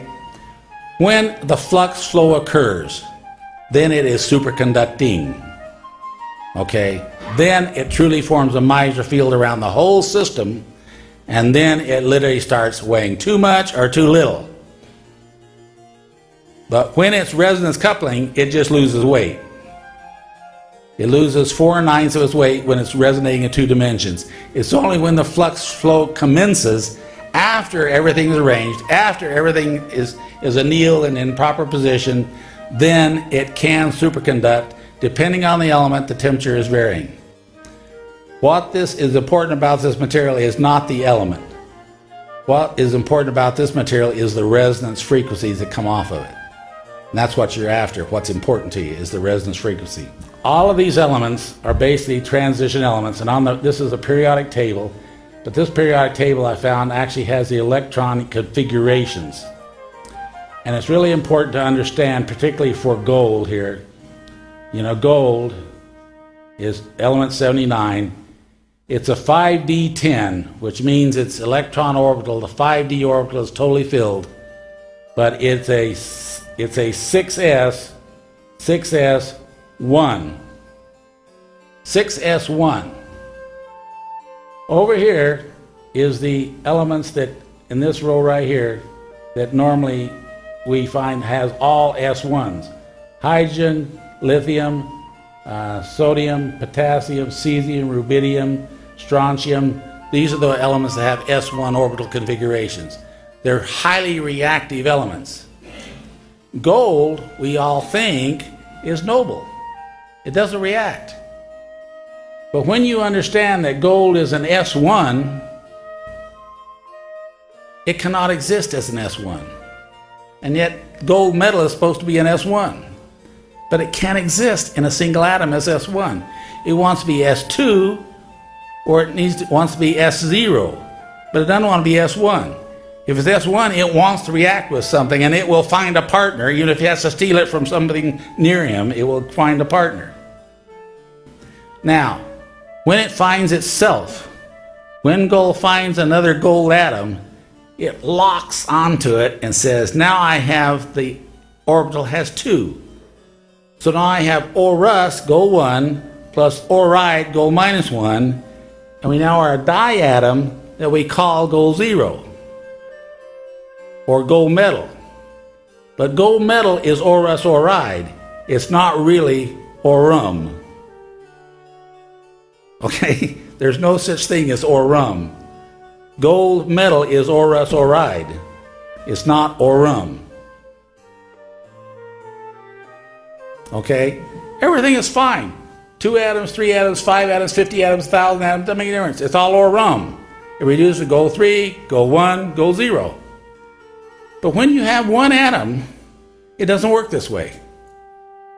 One atom, this naked little single atom, it's gold 3, gold 1, and then gold minus 1. Because it can't be gold 0. It has to have an extra electron, or it has to not have that extra electron. So it gives it up. So it can't be gold 0. A single atom cannot be gold 0. So in the published literature, there actually are people written papers about how you produce gold ORIDE. Gold minus 1. What you do is what Barry Cotter calls a sodium burn. You take metallic sodium, you pull it up out of the oil where they keep it so it won't oxidize. You cut part of the sodium off, you put it in a zirconium, or you put it in a porcelain crucible, and you heat it till it melts. Then with the molten sodium, you put metallic gold in there, and it literally dissolves and goes into the melt. Now, the gold-gold bonds become sodium-gold bonds in the melt. Then the sodium gold can be taken out and hydrolyzed with water, and it becomes a hydroxide. Now you can acidify it, and you now have sodium gold chloride. If you strongly acidify it, you become hydrogen gold chloride. If you reduce it, it becomes gold 3, gold 1, gold minus 1. Does it look different? Well, you know that the single atom of gold is green as a chloride. Now that is conspicuously different than all the metallurgists in all the world think that gold chloride is kind of an orangey red color. Monatomic gold is forest green. And you reduce it, it becomes clear as an ORIDE. Now an ORIDE is just like bromide, iodide, chloride. It's a halogen. It's ORIDE. It's a halogen. Can you imagine melting a halogen in your furnace? You're going to put chlorine in here and melt it to a glob and make jewelry out of it? Ain't going to happen. As soon as you start warming it, it's gone. You try to put monatomic gold in there and heat it in the furnace, and it goes right out the furnace. It's not there. And people in the electronics industry are following this very closely now, and they're aware of this, that gold, because electronic configuration, cannot be gold 0 unless it has gold-gold bonds. And when it's a monatomic material, it doesn't want to form a bond once you reduce it. Once you anneal it and it goes white, it will not react with anything at all. The white powder of pure gold will not dissolve in aqua regia, which dissolves metallic gold, but it won't dissolve the white powder gold. It won't dissolve in nitric, sulfuric, perchloric, any acids. It won't dissolve in bases. It won't dissolve in caustic. It will dissolve, however, in a sodium fusion. So if you want to take monatomic white powder gold back to yellow gold, it has to go through a sodium fusion, acidification, then a reaggregation, a precipitation of the sulfide, drying of the sulfide, and then reduction of the sulfide to the metal. But it can't just, it has to be physically brought together, glued together, and then reduced to the metal. React with nitrogen you breathe, comes in and forms a resonance coupling with the white powder. It just resonates. Pretty soon the white powder starts pulling back and starts developing a feeling there's going to be a bond, and then electron annihilation occurs. When that annihilation occurs, it's received by the smaller atom, which is the nitrogen. And nitrogen, which is breathing every breath of air, has more nitrogen than you have oxygen, and the nitrogen becomes radioactive carbon-14 while you're breathing. Annihilate to produce gamma level radiation at exactly the frequency that's required to create transmutation of a proton to a neutron. Okay, and this can happen. It can happen naturally too. Every now and then radiation just hits it and it transmutes back.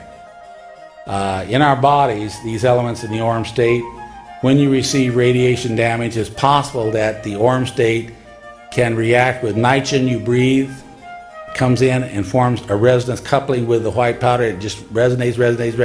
Pretty soon the white powder starts pulling back and starts developing a feeling there's going to be a bond, and then electron annihilation occurs. When that annihilation occurs, it's received by the smaller atom, which is the nitrogen. And nitrogen, which is breathing every breath of air, has more nitrogen than you have oxygen, and the nitrogen becomes radioactive carbon-14 while you're breathing. Now we finally waded through all this science because some of you people want to see, references and supporting evidence and all. That's what I gave you. Here's the supporting evidence. Okay. I was approached by a gentleman's representative who is so wealthy that I didn't even know anyone with that kind of money existed. I mean, makes Gates look like a pauper. I mean, this is heavy duty money, and I haven't even heard of the guy. Anyway, he's on the other side of the world, and they handed me, $300,000, said pay all your obligations, pay your EPA, get rid of them. We want to work with you over in the other part of the world. He says, we will give you all the money you need to do the work. We'll build another plant over here in the other part of the world, all brand new. We'll put it into operation, and you make the ore, you pulverize it, ship it overseas to us, and then we'll do the refining and processing over here. Their specialization, the people we were working with were all medical people, okay? And their goal, their object was to create a cure for HIV in Africa at no charge. Now, this is really a philanthropic gentleman that really was the head of the whole thing. And very seldom do you find this kind of money controlled by one single man. Over here, it's always big, huge corporations or something, but this was one man that directed everything. And, I decided, this is going to be really interesting to do. I got to have dinner with him whenever I was over there. I sat at a big round, 30-foot round table with the heads of state from China, the heads of state from Thailand, and the heads of state from Japan, the heads of state from Korea. We're all there at his round table as I was eating dinner with him, and my interpreters were there. Anyway, in our work, they literally performed the separations and did the medical studies on patients in their 6 hospitals that they own. And the one hospital they built in Beijing as a gift to the Chinese government for the Olympics. It was a gift. They gave them a brand new hospital, totally equipped with instrumentation and everything. But they brought me over there and I worked with these people, and we administered these materials as pure elements to various patients with all sorts of diseases and illnesses to see the effects. And while we were administering it to them, we were monitoring the DNA, we were monitoring their conditions, and we began to give low doses. We were giving placebos, we were giving double-blind studies to them. We were just doing everything, to see what would happen, what the effects would be. It was used on plant tissue, gardens, hydroponics applications, everything. These people are doing just profound things. I needed to have the knowledge and understanding, but I promised I would not use their name and not divulge specific information. So I can't tell you, due to the relationship I have with these people, and that's why you haven't seen me for 12 years. Okay, I apologize for it, but it was necessary to get this work done and to witness it. What we decided, and this is important, I think, for my thinking, is that this really should not be thought of as medicine. Okay, Our thinking today is you have something wrong with you, you want a medicine to cure the problem. We should not think of this as a medicine. Now, this is my opinion I'm giving you right now.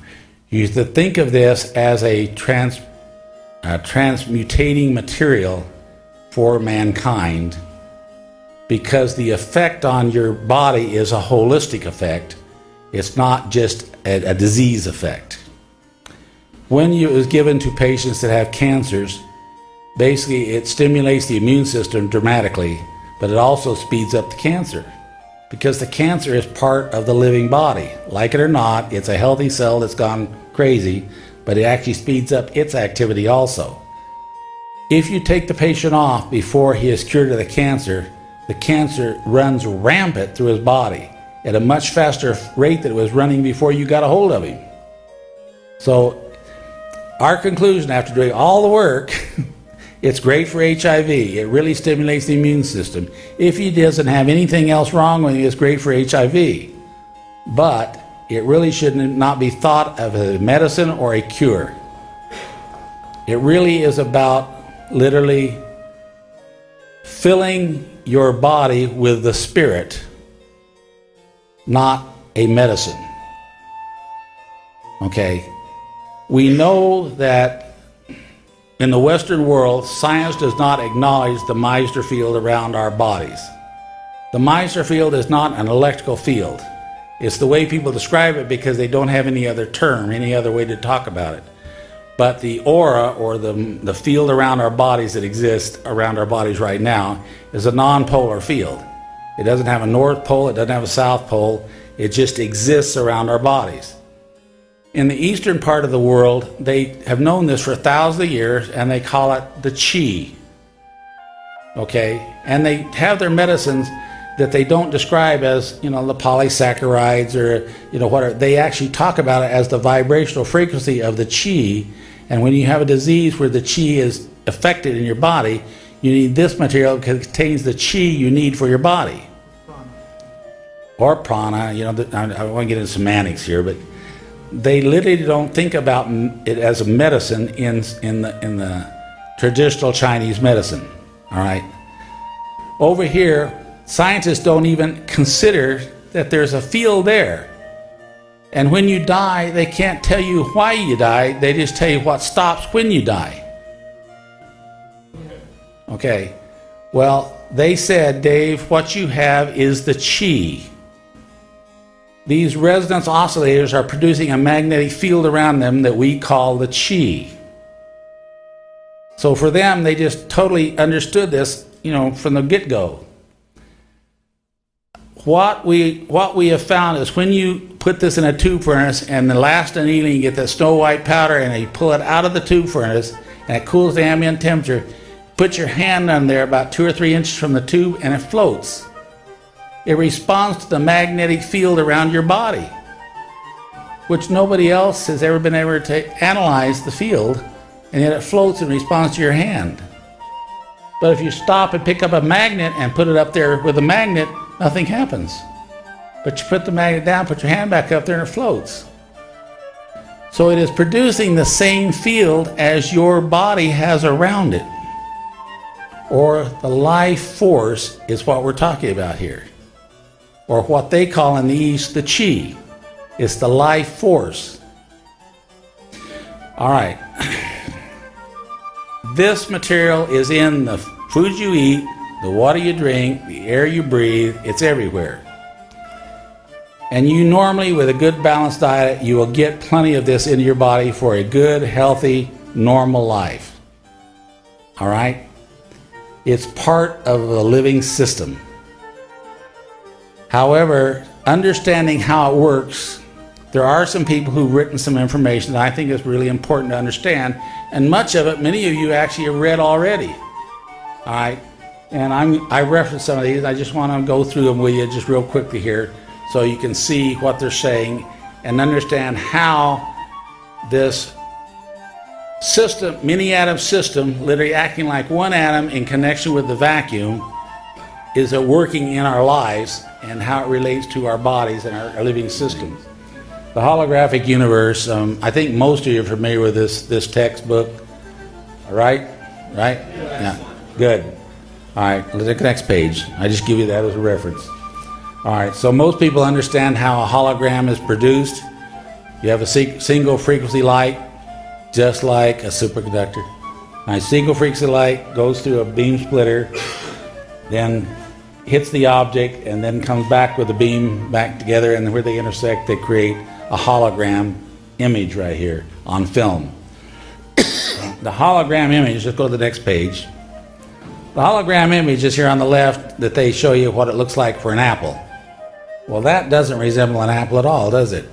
But in fact, when you run the single frequency light back through that negative, you get the apple. Okay? And the apple, you can walk around the apple, and it is a three-dimensional apple.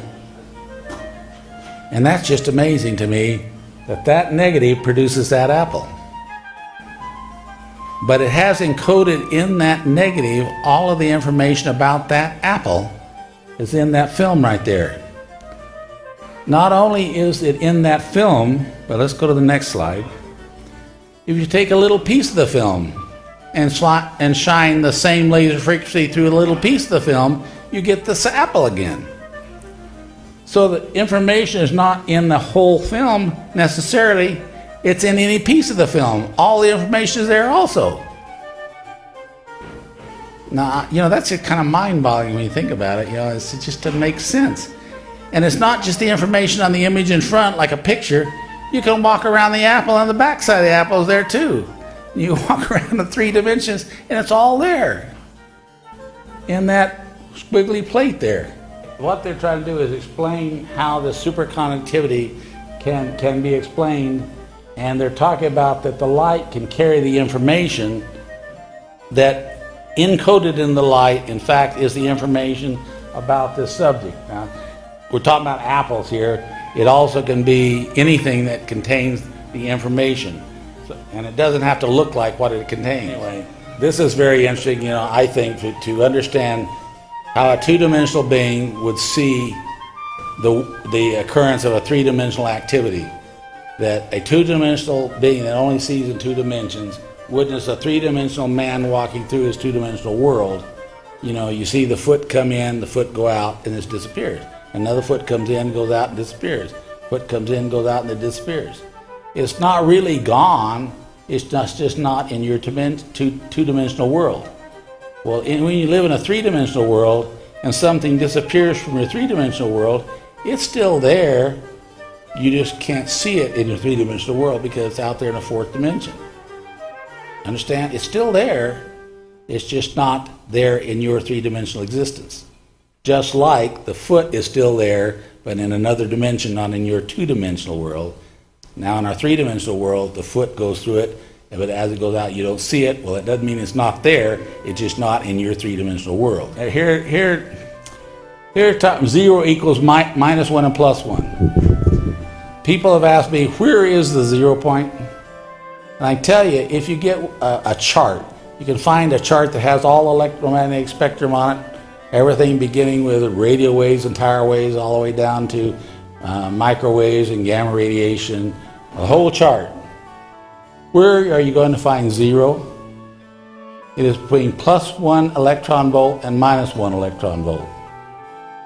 There is no half electron volt. Mathematically, you can calculate it and come up with a half electron volt, but there's no real half an electron volt. There's 1 electron, or there's a minus electron, but there's nothing in between. Halfway in between is the 0 point. Now, this is a tiny, tiny, tiny little area between a regular electron and a minus electron, which is what's called a positron. You can actually find them and determine what the energies are. The 0 point is between those. But when you understand that a superconductor, in fact, is literally in between those two. The superconductor is a macro system that literally is flux flowing and living in the world of the quanta, and literally it has entered a condition that is really not a plus electron or a negative electron. It literally is in the 0 point. And yet it's huge. but it doesn't, it's literally within the 0 point. The position of the superconductor is within the 0 point. A pure type 1 superconductor, or a single element superconductor like I'm talking about. It talks about, in the Papyrus of Ani, all these properties and characteristics that will come to be possessed by the people when they die and come before God. It's talking about being perfected, walking there with the angels or the light beings, and it says, what then is it? It goes on, does some more describing. It says, what then is it? Next page. You know, describe some more, what then is it? Describe some more, what then is it? Describe some more, what then is it? Describe some more, what then is it? Describe some more, what then is it? Describe some more, what then is it? You say, God, these guys are totally preoccupied with this what then is it, aren't they? Nobody who read that previous to my bringing it to their attention ever questioned this. It was just what they said. I said, but you know, somebody writing this, they got this real hang up about this what then is it. Right? Anyway, I'm just giving you some examples. It's a great big book, you know, the Papyrus of Ani. It's what then is it? Anyway, just want you to be aware of this. When you go to the complete works of Josephus, next page, and it gives you the definition of the what then is it. The word mana literally means, it translates literally to a question, what is it? That's what the word mana means. What is it? So this mysterious white substance that were being given to the Hebrews when they were out on the desert, just coincidentally were calling it the very same thing that they were calling it in Egypt 3500 BC. It's what is it? Or what then is it? You think that's a coincidence? Yeah, I just love this hieroglyph because this is the whole story. This is the whole story in a nutshell. It's a jackal Anubis, which is the black jackal, which symbolically represented the digestive system. Because, you know, a dog goes and gets something, he goes out and digs a hole and buries it and lets it rot and ferment, and then he comes back, digs it up and chews on and eats it. So Anubis represents the digestive system. Here is the king offers the jackal, Anubis, the digestive system, the white bread. Okay, the white nourishment, the white bread. Okay, that tells you the whole story right there. That is the Egyptian rite of passage, coming with the white bread to offer it to the digestive system. To me, that one hieroglyph says everything. Remember that the Hebrews in the first temple, they had the Ark of the Covenant. They carried it on poles, and in it they had the 10 Commandments and the pot of the manna, or the what then is it. This is a listing of all the things that were supposedly taken from the first temple of Jerusalem. And right up there, I've colored the cones. You know, I don't even notice here, it has all of the things they took and it shows what they are. And you can see the Torahs and the tables up here, and the offertory tables, the pots, everything. But here in these elongated cones, it says, this one is silver, the white powder of silver, but all these others are the white powder of gold. And they're actually depicted as a elongated triangle-shaped cone. Anyway, these are the things that were taken from the first temple, and there was white powder of gold taken. What is it? And this is it was at the bottom here, and this says code 138 on the left bears the superscription white bread, but was made of silver. So this is unique in that up here it says it was white bread, but it was actually silver. In Exodus, we learned that goldsmiths, not bakers, made the showbread. So it wasn't bakers that made the showbread, and it really wasn't called showbread in the first temple. It was called the bread of the presence of God. Okay, not showbread. It was when they built the second temple and the third temple that they started making showbread, not the bread of the presence of God. Anyway, this is Revelations. You know, what's supposed to happen when we will live for 1,000 years. We'll be like angels. We will literally know the thoughts of others. We will know the future. All these miraculous things that occur. There are no diseases, no illnesses. This is the end times. But to him that overcometh, he will be given the hidden manna, the white stone of purest kind, upon which shall be written a new name. You will be another new being. That's a prophecy, you know, from what, nearly 2,000 years ago. All right. It's referred to as the manna, food of the gods, food of the spirit, bread of the presence, semen of the Father in heaven, the golden tear from the eye of Horus, or that which issues from the mouth of the Creator. The Egyptian people were very literal people. They were trying to describe this material so that you would understand what it looked like. The white powder is so insoluble, if it's taken into your body, it will literally not dissolve in the hydrochloric acid of the stomach. You have to take the white powder and literally hydrolyze it so it looks like a white snotty material. Okay, it's a hydroxide. That white snotty material then will instantly dissolve in hydrochloric acid when it goes to the stomach and be assimilated in through the digestive system, go into the body and move all throughout your body. Okay? And so it was referred to by the Egyptians as the semen of the Father in heaven. And in the Egyptian rite of passage, you literally took into your body the semen of the Father in heaven. You were born again as a son of God, not a son of man, and you now were thought of as a god, not a regular man. And the Pharaoh was considered a god, and they looked upon him as a god, but he had gone through the Egyptian rite of passage. All right. You've seen the golden tear from the eye of Horus. You've seen it depicted. In the corner, there's a golden tear hanging in that eye with the eyelash on it, and the golden tear hanging over in the corner. That which issues the mouth of Creator, the spittle. It talks about it being the semen of the Father in heaven. These were all ways of describing to you what it looks like. This hydrated oxide of gold looks like semen, okay? And they were literal people. So they weren't trying to be crude, they were just trying to let you understand what it literally looks like.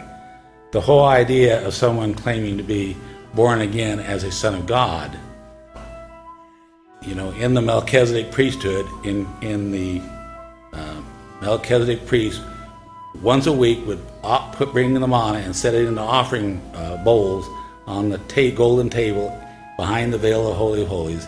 And once a week they'd come, and anything that wasn't gone they would take and ingest themselves. Then they set more out for the next week. And this is what they did in the first temple. The Melchizedek priests supposedly could read people's minds, they could see the future, they knew all things. Anyway, my objective right here, and I want this to be very clear, I didn't speak for 12 years. But what I've seen in all our medical work is that this material, when we analyze using thermogravimetric analysis on the iridium, rhodium, platinum, palladium, gold, and silver, what we find is all of them superconduct, but most of them are 200, 300, 400 degrees centigrade. Gold is the only one that superconducts at room temperature. Gold will literally superconduct at body temperature. Gold is always referred to, no other metal, gold is referred to, other than this one issue where it said silver. And it's possible silver might work also, but I know gold works. Gold will be absorbed by the body. It is not a heavy metal. It will be taken in the body, and it literally will flux flow, not resonant couple now like your body function. It will flux flow within your body, and you literally will develop an aura that is maybe 50 times what you have right now. Okay, that's what literally is said will be coming and will change people to their original state of being as they were meant to be, as they were created to be, and all of the DNA will function, and you will physically not be recognized by people who knew you before you took this. You have to fast so there's nothing else in your digestive system. You have to take only the semen of the Father in heaven, or the bread of the presence of God, or whatever you want to call it, in your body in mega amounts. We're talking about at least a gram and a half of white powder, hydrated with water, at one time taking it, to get enough of it throughout the body that it looks like it will be literally capable of literally a superconductivity in your body. Okay, not resonance coupling. And that's why I wanted you to understand, people, when it goes to the 4/9 loss, it's a ORME state. It is now resonance coupled in 2 dimensions. When you see those jumps of the flux flow, that's when it's superconducting. It literally, in your aqueous phase of your body, it does not chemically react with anything, but it literally in the water is freely will turn and adjust its spacing in your body until it literally is a perpetual resonating system that then begins to superconduct. And when it begins to superconduct, you truly will become a light being, and you will appear to glow when you walk in the room. You will be one with the Godhead, as he said. All knowledge, all past, and all future is there in the vacuum. And when you have this superconduct body, you literally are one with the Godhead. You are one with the vacuum, and you don't have to read a book. You don't have to study anything. You have all knowledge and all understanding. You literally can read the minds of other people without talking. You don't have to eat again. All you need is a very minute amount of water, and you literally can exist without aging for 800 to 1,000 years.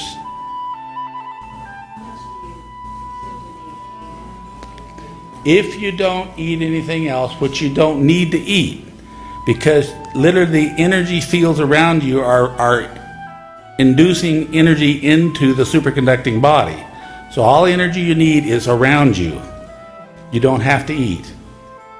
Only a very small amount of water is required to maintain yourself. About every 6 months, you'll need just a small amount of additional gold added to sustain it at this condition. But you don't have to go through the whole thing again. This is why the gods came here to earth, according to Sitchin, to get gold. It was very important to their society and their life. It was their food. They needed the gold. And they created the Adama to do the mining for them. And they kept Adama in Ed-In. And then they created a mate for him so he could procreate. And then eventually they gave him the secret of how to make the food of the gods.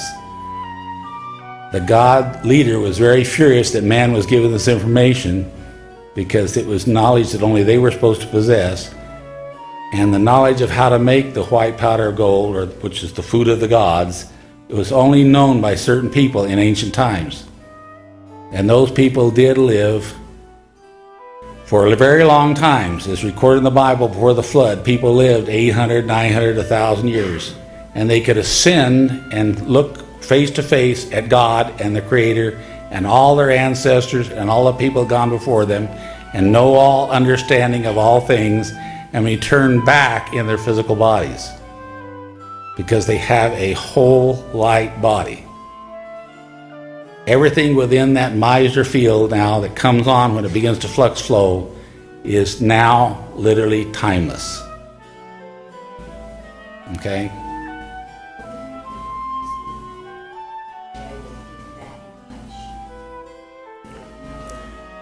All right. You used the word white powder. Okay? Nothing works but pure gold. And I was never interested in gold. All these years of research, I was working on rhodium, iridium, platinum. But in doing the medical research for the last 12 years, I can tell you that gold is the only one that seems to be correct. And now coming back and doing the studies on the TGA of gold, it literally flux flows at the initial temperatures. It starts going crazy. And so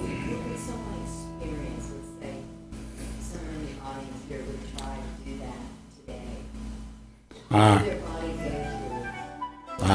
right, we're going to have questions and answers here shortly. I haven't talked to the public for 12 years, but in 8 months, last time I spoke, I literally was allowing people to become Science of the Spirit members for $500. People are saying, Dave, I want to give you $50, I want to give you $100. And I said, I just can't take your money. You need to get some in exchange. So what I decided is I would give them Science of Spirit memberships for financial contributions. Okay, in 8 months' time, I raised $2.5 million. I haven't told people the total before. But literally, you know, I had expended this money on the plant and equipment and all the chemical tanks, glass line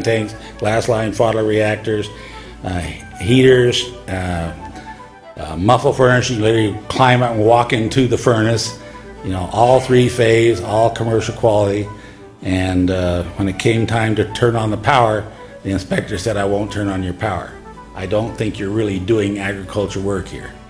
And I said, well, I'm not selling your product. I'm not in business. I'm just a farmer that is interested in this. They wouldn't turn on the 3-phase power.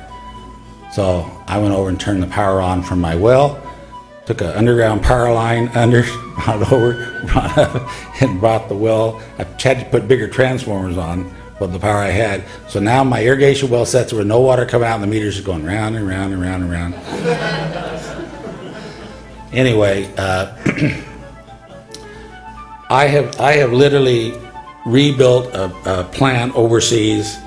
We are ready to go into production, but the doctors are afraid to give a 1.5 grams amounts to people right now, because in the purity we produce it, it's about 99 to 98.5 to 99% purity. But under standard analysis, it analyzed to be silicon aluminum. And a doctor who gives 1.5 grams of something analyzed to be silicon aluminum is giving a lethal amount of aluminum to the patient. So doctors are hesitant to give this to people, because even in the other side of the world, the same standards apply as we have over here in the U.S. Okay, that much aluminum in single dose is considered lethal. You can't give that amount to a patient. What I can see has to be done, and what everyone here should want to be done and understand needs to be done, and why I'm doing this videotape, and I want it to go out to everybody who wants videotapes. I want it to go out, okay? Because I want them to understand that I'm trying to raise some money now, and I don't want the people overseas that I'm working with to be the ones that fund it. I want this to be something that is available to every analytical laboratory in the world. It needs to be sanctioned by the Bureau of Standards, Weights and Measures, and it needs to be a monoatomic rhodium, monoatomic silver, monoatomic platinum, monoatomic palladium, monoatomic iridium, monoatomic rhodium, monoatomic osmium, monoatomic ruthenium standards that are certified by the U.S. Bureau of Standards, Weights and Measures. And any analytical laboratory then that has something they might suspect may be monoatomic precious metals will have a standard they put on the machine. They tell the computer, when you see this, it's gold. When you see this, it's iridium. When you see this, and the standards have already been made for rhodium for the catalytic converter industry. It just became available about 4 or 5 years ago. But the instrumentation they have to use is mass spectrometry. So they have to shoot the atom through a magnetic field and see how it deflects, and then they take the unknown and shoot it through the field and see if it deflects exactly the same. Because rhodium is unique and only has one isotope, it's rhodium-103. So there's no radioactive isotopes and no multiple isotopes like iridium has. But I'm not happy with that standard, even though it's sanctioned by the Bureau of Standard Weights and Measures, and you can actually acquire this mononuclidic, they call it mononuclidic rhodium standard, by contacting the Bureau of Standards, and you can get a copy, a little bottle, it says on it, mononuclidic rhodium. And there's actually published technology on how you do the analysis for mononuclidic rhodium, because they knew that it wasn't analyzable by any standard methods also.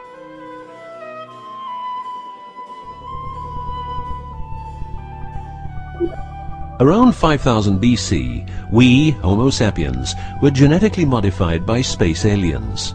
These aliens first landed where the river Euphrates enters the Persian Gulf. The reason is that in that area, a high concentration of what is called monatomic gold is found in the seawater, while nowadays the highest concentration is found on the islands of Hawaii. The aliens were members of the Anunnaki Empire and were on a quest to find this metal that is supposed to enhance and repair all bodily functions and stop the body from aging. Monatomic gold is what is called a superconductive metal.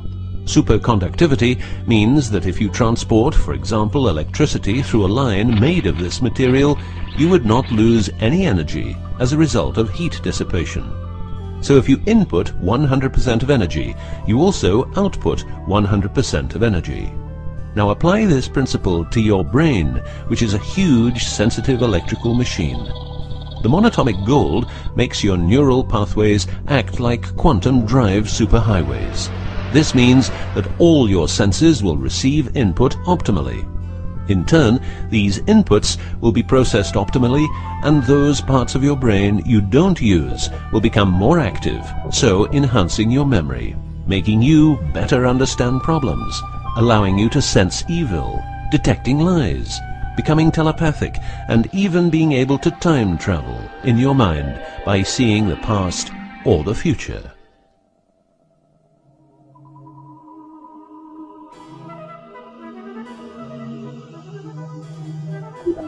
So the Anunnaki, which is the name of the empire which includes races like the Saurian, or as they are called the Reptoids, the Argarians or Nordics because of their human looks, and the Greys from Zeta Reticula, were looking for monatomic gold.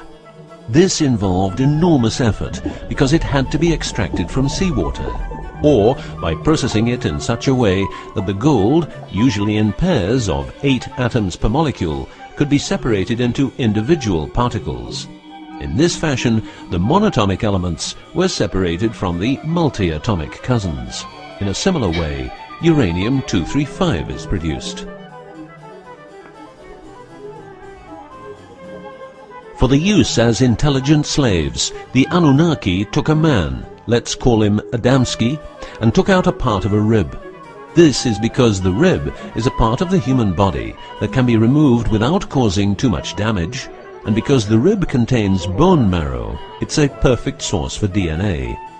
The Anunnaki modified the DNA for a better manipulation of the humans and implanted it into a woman, let's call her Mulva.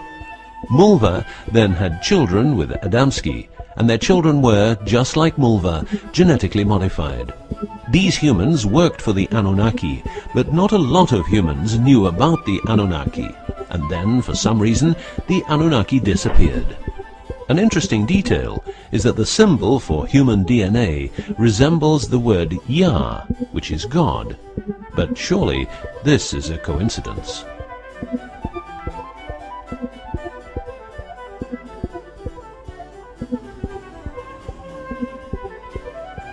Now, some humans received part of the knowledge of the Anunnaki. The last known humans were the Jewish people who carried the Ark on their journey from Egypt to the Promised Land. Before them, the Ark was in the lands of the Sumerians, Babylonians, and Tibetans. This Ark, not the Ark of Noah, was known to have powers beyond human imagination. It could levitate and deliver the fire of stars, a dangerous firework-like display of power that occurred when the monatomic elements became unstable. To make them stable again, you needed to know certain secrets, and with those secrets you could preserve the Ark and thus its powers. The humans who were close to the secrets of the Ark had long and prosperous lives. The best known was Methuselah, who lived to the age of 950. Wherever the Ark is, the culture thrives, and over the centuries it moved from Jerusalem to Rome to London, and is now supposed to be in the United States of America. The Ark always moves west, and will always keep moving west. From the very beginning, the people who own the Ark have never given it away, and great care is given to preserve the bloodline's purity of the holders of the Ark. Renowned conspiracy theorist David Icke studied the bloodline of George W. Bush. This he traced back all the way to the Sumerians, a people who lived in the southeastern part of what is now known as Iraq, where the river Euphrates meets the Persian Gulf.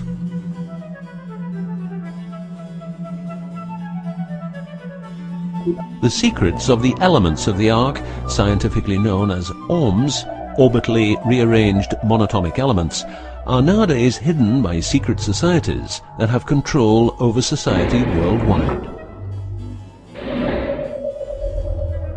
The word ORME is the same as the Hebrew word which means the tree of life. ORMEs consist of 8 metals. These 8 metals are ruthenium, rhodium, palladium, and silver, known as the light platinum group, and osmium, iridium, platinum, and gold, known as the heavy platinum group. Gestation of these metals in monatomic form prolongs life and enhances and repairs bodily functions. By following what is called a wide-spectrum diet, we can provide our bodies with monatomic superconductive elements. In other words, by eating a lot of grapes, carrots, all blue and dark red fruit and vegetables, and also much other fruit, vegetables and fish.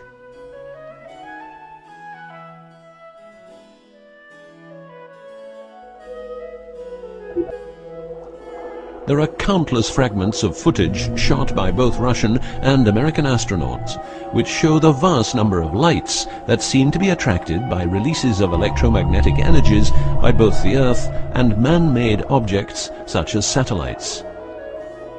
In Building 8 of the Johnson Space Center in Texas, the USA, high-resolution pictures taken by satellites are photoshopped each day to remove proof of aliens.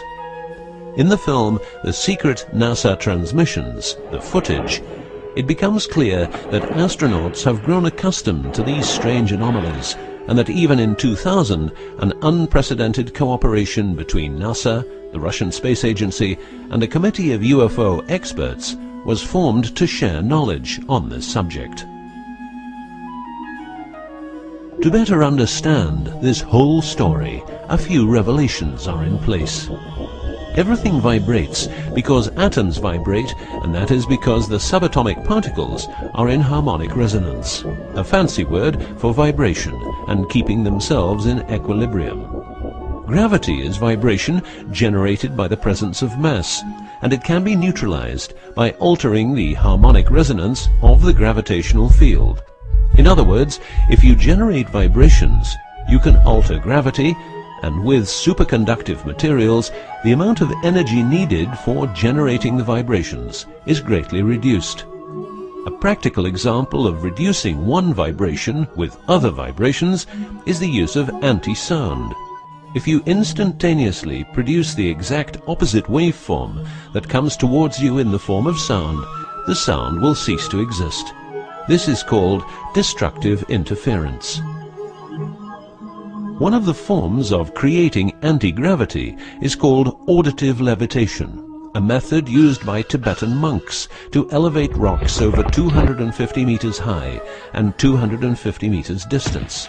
By arranging drums and trumpets extremely precisely, together with some 100 men chanting, all arranged in a precise manner, the monks, after about 5 minutes, could levitate a rock weighing a ton and place it exactly where they wanted it. Theorists around the world theorize that huge monuments like those of the Egyptians and Mayan people were built this way. Other examples of anti-gravity we find in the vast amount of UFO sightings. These UFO sightings are actually experiments run by governments in their search for anti-gravity propulsion. So, if the technique is known, why don't we all transport using anti-gravity propulsion? For each year... Well, let me just say that when people don't need to eat food, when people only need a minimum amount of water to survive, a small amount of gold every 6 months to survive, that they can biolocate anywhere they want to go. They don't need automobiles, cars, anything like this. Your world is going to dramatically change. Society as you know it is not going to be the same. The values you have now are going to change. I mean, and so it's like the end of an era and the beginning of a new type of life. And that's what the prophecy projects here. This is the end of the old era and the beginning of a new era. See, we can't make, when the powder disappears, it always reappears back in the pan. It has to have a consciousness that tells it where to go. And nobody is inside of it to tell it where to go. If you think where you want to be, I believe you go to that, you reappear at that place. You know, the stories you hear about the alchemists can multiply material, but unfortunately there is no magic here. Even though some of this seems really magical, it really is science. and I don't think it multiplies, although if you have a material that can produce gamma level radiation, you can take lead and make it into gold. It literally can be made into gold using gamma radiation. There will be a tremendous amount of heat during the process, and so you have to protect it during the heating process so that this heat doesn't damage something. Yeah, the interaction you can force it to have gamma radiation released from it, and therefore it will transmute the lead into gold. But probably for a while. And I've made gold before that in 24 hours was now platinum, not gold. You know, it changes in a because the isotope is very fast. It makes a transition. Well, right now I don't know of anyone else that controls this and knows the knowledge that we have at this time. And I have control over this project, how it'll be run and how it'll be distributed. Well, then you're in trouble.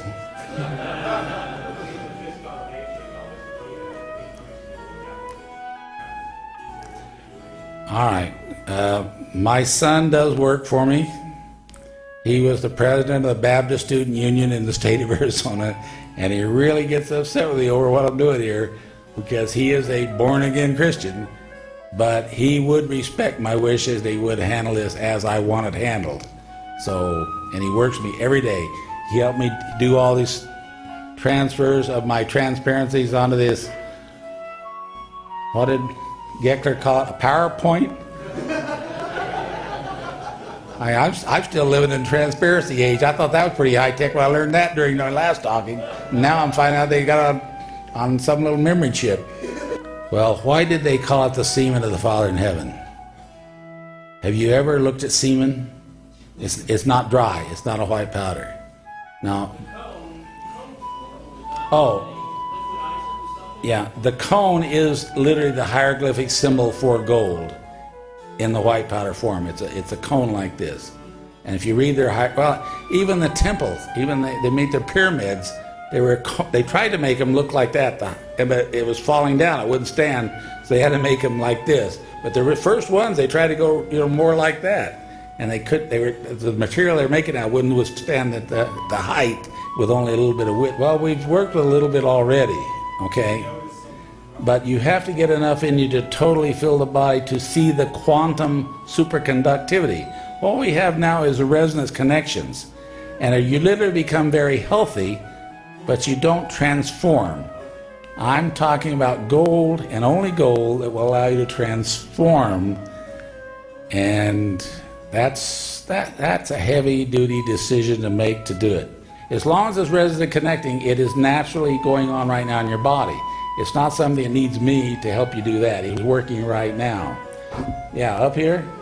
I want to know if you've done any guesstimations on what the financial cost would be to hit that quantum field just full. Once you have done this, and once people can see it work, there'll be absolutely no problem at all in getting financial support with no strings attached. I guarantee it. Once it's done and demonstrated, nobody will hesitate. But you got to be prepared for a war. Because I guarantee AMA, FDA, Doctors Association, everybody's going to say, we got to stop this. It can't happen. And I'm telling you, yeah, but I'm telling you it can't be stopped. I'm just trying to get a sense of the cost of one dose. Yeah, any Joe in this room. All right. How much is the cost of an ounce of gold? How much is a gram and a half? There's 31 grams an ounce. 1/28 of $1,500. Can you afford that? 1/10 is 100. It's in the SS, you know that. Yeah. The answer is yes. Yeah. Well, I don't think that's a problem. You know, that is not an expense as far as the gold. Actually, the physical labor to convert that to pure monatomic and the administration of that to people is actually more cost than the gold itself. So it's not gold we need to worry about. It's the technology and getting it to the people and monitoring so it's done without any damage, any injury to the patient initially. And then once we see how it works and everything's rosy and working nice, then you can back up your controls on it. But the initial occurrence has to be carefully monitored, I think, just for all our protections.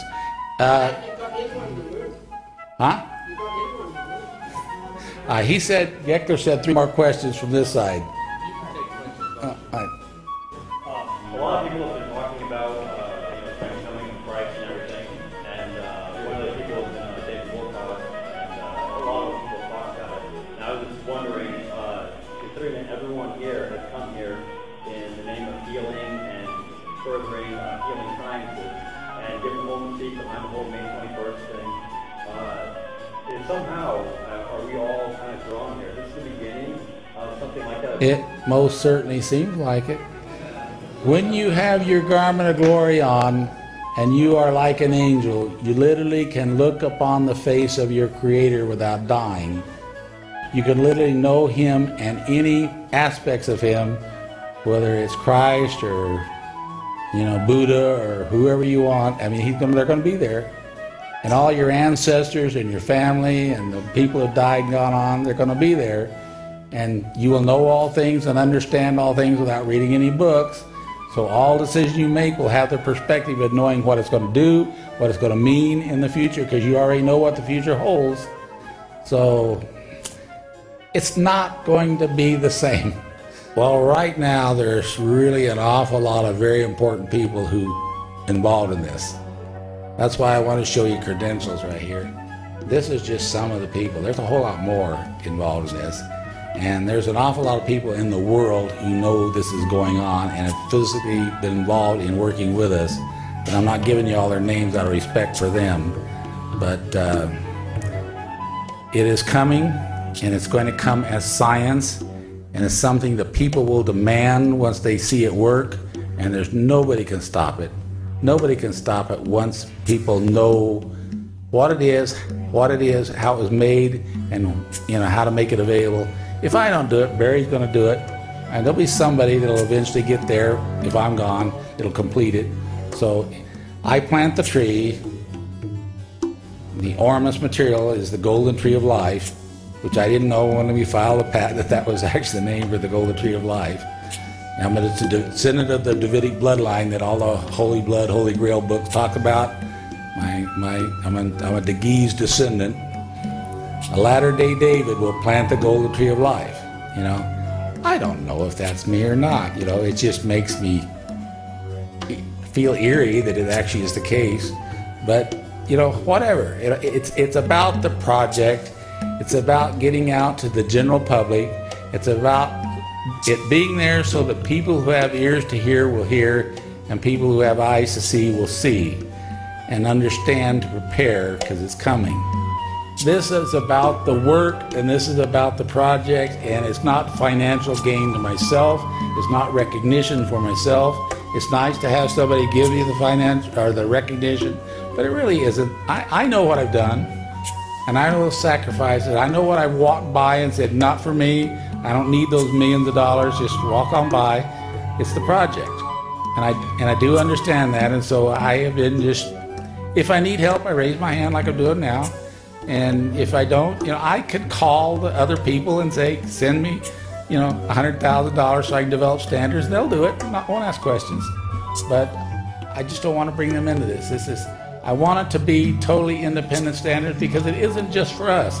It's for people in medicine. It's for people in ORME. It's for people that need to prove something if they're litigating. It's reality. And to me, if it's the facts are the facts are the facts, then by golly, let's get the facts. This is just, I'm looking at this, sounding a bell. The school is about to begin. It's letting the world know that this is coming. Get ready.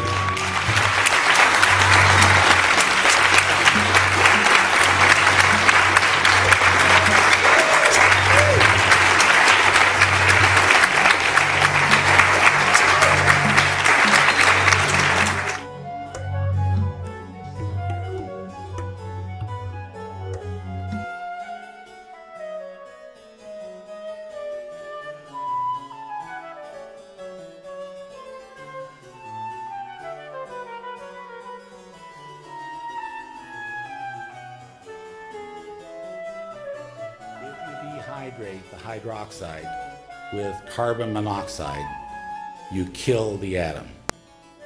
It isn't white now, it's jet black. You heat it up under under carbon monoxide, you dehydrate it under carbon monoxide, you cool it under carbon monoxide, and then you shut the carbon monoxide off when it's cooled. Take the sample out and it looks like carbon soot out of a fireplace. That material is dead, and it analyzes. Okay, if you have a standard that's prepared the same way, it'll be a very simple process for somebody to do analysis in any commercial laboratory in the world. Doctors who are doing blood analysis, doctors doing tissue analysis, doctors doing cancer analysis can literally take tissue samples, send them to laboratories, and say, analyze this tissue, but use mononucleotic standards when you do it. And they can get these standards, they're certified by the Department of Weights and Measures, and they will be a standard that anybody will accept in a court of law. That's what we have to protect the doctors, that's what we have to protect the hospitals, but I don't want my partners to have a right to it. I want this to be available to all people in all countries, through the standards of science. This is going to come to the world as science. It's not going to come to the world as a philosophy, it's not going to come to the world as a religion, it's going to come to the world as science. And these standards have to be acceptable to science. So right now there's one little piece left in this to protect everybody, including every one of these people who produce, tell you they have ORME, and you say, but how much and what elements? Well, all you got to do is take some of it to a commercial laboratory, they'll take the mononucleotic standards, and they give you a report signed by them with their letterhead saying this is what I analyzed to be there. Then the mystery of all this is not a negative positive, but a positive positive. It's so simple to do once you understand the material and know how to do it. I just told him a whole bunch of information he's been wanting to hear for a long time. Anyway, just so you know, anybody who cares, anybody who wants to get involved, you can send it to the Science of the Spirit Foundation, P.O. Box 25709, Tempe, Arizona 85285, and full membership's $500. We accept $10 contributions, $20 contributions, but if you want a membership, it takes $500. Is that for a year or just once? It's a membership and it lasts forever. Now people who 501c3. No. No? No. Okay. They said we will not allow people to treat this as a charitable write-off.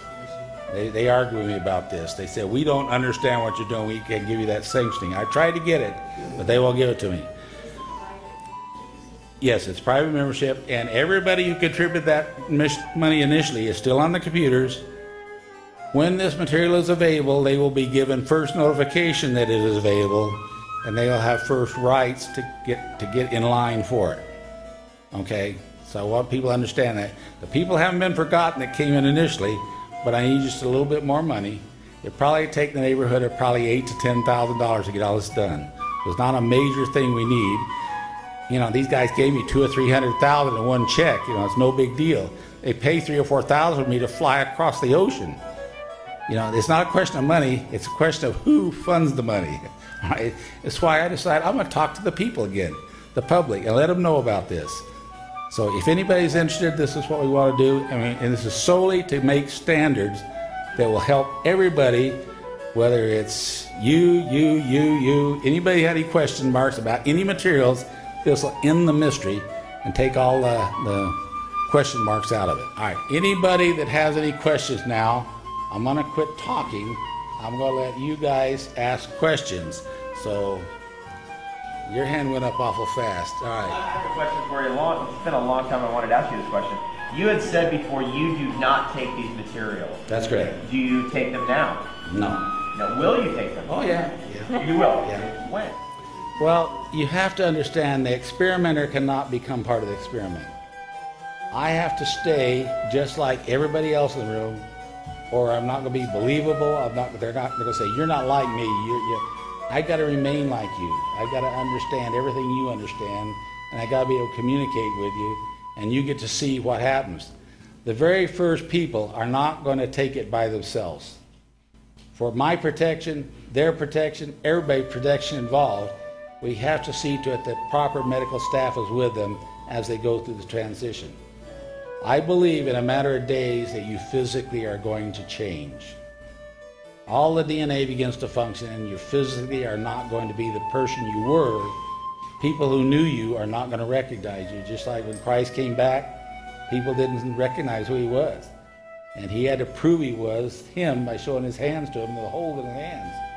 But it appears to me right now that the science says you're going to physically change when the flux flow starts.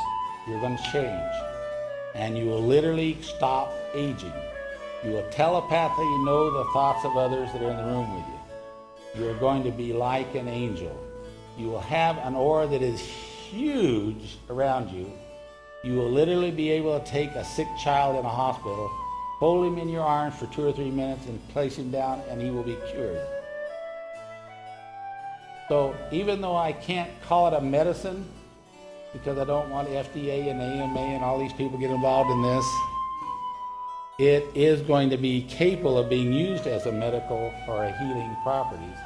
But initially, I don't want people to think they can do this. Eventually, people will literally be able to disappear and reappear in space-time, where they constantly think where they want to go, they can disappear and reappear. All our doctors have walked up to this point in dosages. We've been getting greater and greater amounts, and literally everybody hesitated and said, Dave, we really need to fall back a few steps and think about this, because this is going to be a profound phenomenon when it occurs, if it occurs, and if it occurs, we're in more trouble than we are if it doesn't occur. And the way they stop us, and the way we can stop dead in our tracks, is people just file suit against you, and they will bring 35 witnesses in that says it's silicon aluminum, and you have to be able to counter with 35 experts that says, no, it's gold with silicon aluminum impurity. Some people are ready, some people are not ready, some people will be ready very soon. Some people say, well, I'll stand back and let somebody else do it first, and I'll decide if I want to do it. But it's literally a voluntary thing.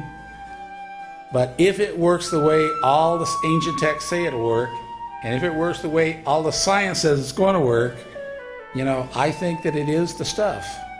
It does literally look like the stuff. And I think that that gold is more valuable as the white powder than it is as yellow metal. I think when the flux flow occurs, everything changes.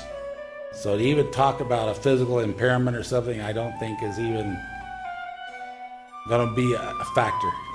Because in 3 to 5 days, you're not the same person you used to be. And this is what really sobers you up real quick. It is making people like angels, but there are good angels and there are bad angels. The devil is an angel. Now, when you take this stuff, you see the angel and you converse with the angels. And you're going to find a lot of good angels, a lot of bad angels are going to try influencing you. But you will know who they are without opening your mouth. You will know. There'll be...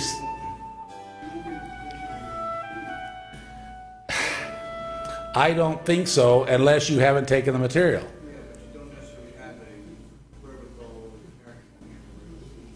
That's right. But see, it's not for me to make that decision. And so I am going to create some devils. I'm going to create some devils. Because I have to let people have it. And there will be some good people and some bad people. And therefore there will be a confrontation between the good and the bad. But the Bible says that there's to be a horrendous confrontation in the end times, right? Isn't that what it says? And so, you know, I'm just telling you, if you got a bunch of devils around you, you better be a good angel to know who they are and they can't affect your thoughts. If they start projecting the thoughts into the ordinary people around you, they can sway their thinking, where they can't sway the angels' thinking. Those who have eyes to see will see, and those who have ears to hear will hear, and this is not meant for everybody. I start talking to some people about it, and their eyes just glaze over, and they say, I really got to get someplace. And I said, fine, go, get out of here, you know. But a lot of people say, wow, tell me more, you know. You see they're just drawn to it. We find many mysteries and puzzles that are still waiting to be solved. Many of these ancient puzzles involved a mysterious material which had magical properties. The ancient alchemists of China, Israel, India, Egypt, and Persia spoke of such substances. They called them soma, the elixir of life, chi, mana, prana, and the philosopher's stone, shewbread, and King Solomon's gold. These substances have been associated with other ancient mysteries like the Fountain of Youth, the Ark of the Covenant, and the Great Pyramid. They were also often associated with miraculous healing properties and mystical abilities. Ancient Jewish commentaries describe how the Ark of the Covenant would levitate when it was brought out on holy days. According to the Tsar, the ancient Jewish priest who would tie a rope around the ankle of any priest who was going into the presence of the Ark of the Covenant so that they could safely pull him away from the Ark if it zapped him. The Ark of the Covenant was used to store and perhaps charge the pots of manna saved by Moses. Moses took the golden calf which the Israelites made for worship and burnt it in the fire and ground it to a powder and strawed it upon the water and made the children of Israel drink of it, presumably in order to improve their spiritual connection. The ancient Chinese alchemist Wei Po Yang wrote of the pill of immortality, which is made of huan tan, an edible powder from gold. After one ingests huan tan, the complexion becomes rejuvenated, gray hair regains its blackness, and new teeth grow where ones that had fallen used to be. If an old man, he will once become more youthful again. If an old woman, she will regain her maidenhood. The ancient Egyptians had the shimana, which the Book of the Dead refers to as what is it. The shimana was called both bread and gold and was given in a cone-shaped loaf as an offering to the gods. These ancient puzzles and mysteries have intrigued scholars of ancient history for thousands of years. In the Middle Ages, an alchemist named Artephus claimed that he had solved some of the ancient puzzles and finally got around to writing a book about his experiences with the materials he obtained. After working with them from the space of 1,000 years or thereabouts, which has now passed over my head since the time I was born to this day, through the alone goodness of God Almighty by the use of this wonderful quintessence. The manna of the Bible, which appears to be similar to the shimana of ancient Egypt, is described as like coriander seed and the color of bdellium. The Israelites ground it into mills and beat it in mortar and baked it in pans and made cakes of it, and the taste of it was as a fresh oil. It arrived in the morning with the dew.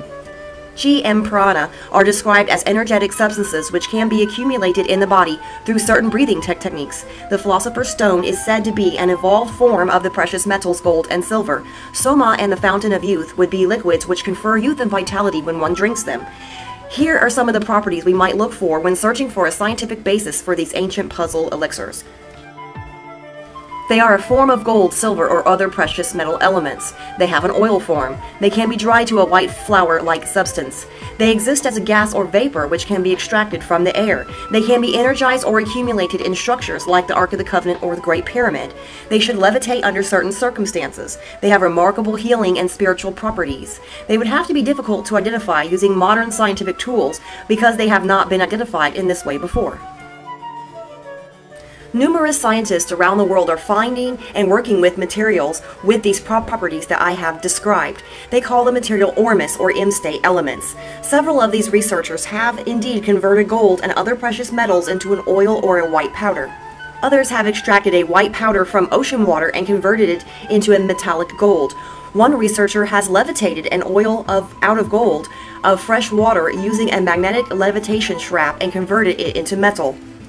Another researcher has extracted the same oil from dew collected at the time of the full moon and from the air by running air through a magnetic vortrap. Yet another researcher has reported the formation of the oil of gold on a gold coin suspended from the peak of a frame of a pyramid. A colleague in Kazakhstan reports that the M-state materials can be energized and accumulated using cone-shaped devices. He also reports that they are associated with the energy points which appear here and there on the Earth's surface. Hundreds of people around the world are working with these materials. Many of them have reported amazing biological and spiritual effects from the use of these materials. A researcher near the US-Canadian border has been growing incredible giant walnuts on a tree he fed with a precipitate from ocean water with ORME. A researcher in Michigan has photographed lights forming off the tips of her cactus plants after watering them with the magnetic trap ORME water. The same researcher has been drinking the trapped water for a couple of years. She has reported numerous health benefits, but one of the most striking benefits has been that a broken tooth partially filled in with new enamel after 2.5 months on the trapped water. Many other people have reported significant improvement in major health problems such as cancer, AIDS, multiple sclerosis, arthritis, and diabetes. Probably the best known researcher in the ORME materials is an Arizona cotton farmer named David Hudson, who discovered these materials in the late 70s. Hudson researched these materials for a decade and a half before publicizing them in a series of lectures across the United States from 1994 to 1999. After working with the ORME materials for several years, Hudson realized that their properties were a close match to the properties of the materials that were described in ancient civilizations.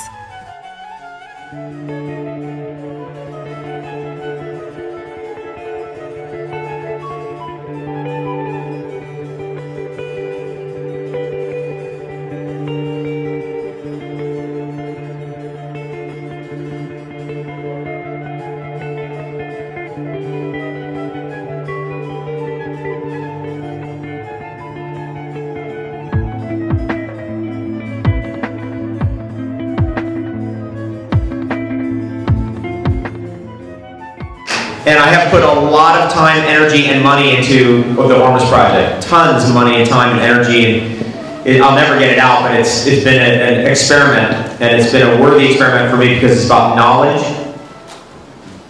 knowing a little bit more about our world. Okay, so the question I want to, or the statement I want to make before we get started is no filming, please.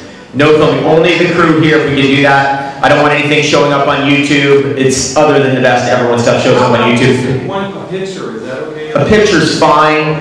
Audio recording's fine. Okay. Just not a video would be great. Would be wonderful. I really appreciate that. And he's okay, and these guys are okay, so you don't have to like tackle him and drag him out. We just got back from a long tour across Western Canada. Before that, we were in Ontario. We have a farm up there where we've been playing around with lots of different sea salt mixtures, ORME extracts, ORME gold, all kinds of things. We've got also a farm in Hawaii, and I'm going to give you some of the bits and pieces that I've learned from those places over the years, what we've been doing, and how we've been experimenting with this. Mostly, I got into either the gold side of things, so ORME gold, which we have spent a lot of time, energy, and money on actually totally nailing ORME gold. We have nailed it totally. I think more than anybody in the world, I'm sure. We have the exact molar chemistry down. We've got the exact structure of the molecule down, and we just got it on that. And I'm going to talk about that, and we'll get there in a second. But I've also been heavily involved in water research, spring waters. I drank from springs on 4 continents. And I love the whole thing about water. It's really what it's all about to me. And with the warmest content of the water here may have been what turned me on to vore trapping to begin with. And Steve and I, way back when, fired up a vore trap there at Eden Hot Springs, and then got involved in like developing vore trap technology. Finally got a place with a spring on it to be able to vore trap the water without it ever seeing the atmosphere. And I'll tell you a little bit about that. We'll see some images as well. And trying to track down this stuff in the food chain and the food supply, and we're going to definitely hit that. Like, you know, where is this stuff in the food supply and in the food chain? What is the nature of the food supply and food chain on Earth? And there are going to be things you'll hear tonight you will not hear anywhere. And this is just my take on it. The other people may have other ideas about it. I'm going to give you my angle on it from my research. Is that good or the best ever? The best ever by far. Yeah, best ever by far. By far, man. Oh, right. It's good to have a team back there. Now, if you guys open a bottle of wine back there, I will not stop you. I will be happy about that. Later tonight, we're going to have a bonfire, so I'm going to talk for about 20 minutes, and then we'll take a break. We'll go for another 10 minutes. That'll be it. We'll call it a night. Is that okay? Yep. However, after all that next, say, 35 minutes maybe, we're not going to go to bed. We might want to go out and have a little bonfire since we are out in nature, and this is really one of the best places in the whole eastern seaboard of North America. So let's soak it up. Yeah. If you need to pass out, you can pass out right next to that fire. Okay. So our story begins in the upper reaches of the stratosphere, where millions of years ago, if not yesterday, if not billions of years ago, certain spores descended into the primitive, primordial atmosphere of the Earth and landed in the oceans and on the land masses and on the marshes and whatever was growing there, those single-celled algae kind of creatures, and helped to coach along our ecosystem so it could become what it is today and what it has been in the past and what it can be in the future. We'll talk about that. And those little substances, those little spores, are DNA containing, ORME containing reproductive organisms of the mushrooms. And the mushrooms are heavily prevalent in this ecosystem. In fact, there are an estimated 29,000 mushroom species in this ecosystem that are unidentified. The largest in the entire world, right here in this ecosystem. So we want to be aware that, hey, this isn't just like, you know, the Arizona desert, actually. This is a very sophisticated ecosystem, one of the most in the world. And this place, in particular, the North Georgia Mountains, has withstood millions and millions of years of time on this earth and has never been stripped bare by glaciation. And this spring activity that's going on here has been going on as long as any spring I've ever been to in the whole world. And it's been forested for an extraordinary amount of time. So what's in the aquifer down here is something to take note of. No question about that. I did highly vortrapped 40 Myron glass bottles off this place a number of years ago, and like drip, like really vortrapped, drip, drip, drip, filled 40 bottles up. The rest of it went into a bathtub, so it wasn't wasted. And 7 of those bottles, Myron glass, the best kind of glass in the world, disintegrated spontaneously. I saw 2 of them disintegrate spontaneously. And this whole thing about this interaction between silica and ORME, or glass and ORME, is real. I didn't believe it. Now I believe it. I've had enough experience to actually really believe it. And so I would recommend, if you're vortrapping a lot of water out here, you take it home in some kind of a plastic bottle of some sort, because otherwise it may not make it.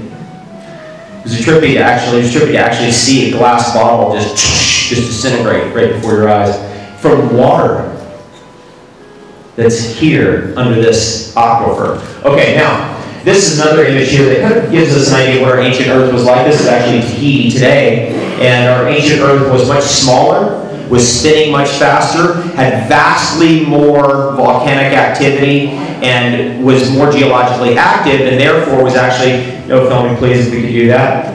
Oh, you are? Okay, great. It was geologically more active, and therefore there was more ORME materials coming out of the Earth. So I have learned over the years this idea, you may agree, you may not, I put it and tested against your own reality. And that is, the ORME elements are basically non-oxidized, non-atmospherically exposed metals. They're in the belly of the Earth, they've been down in the belly of the Earth, and as the Earth unfolds and opens up and becomes bigger as it's growing, and volcanic activity drives the materials up to the surface, erosion occurs, rocks get broken, mycelium crack into water, crack into rocks, crack into granite. Then these materials come out, and then once they get exposed to the atmosphere, they pop like popcorn and become a metal.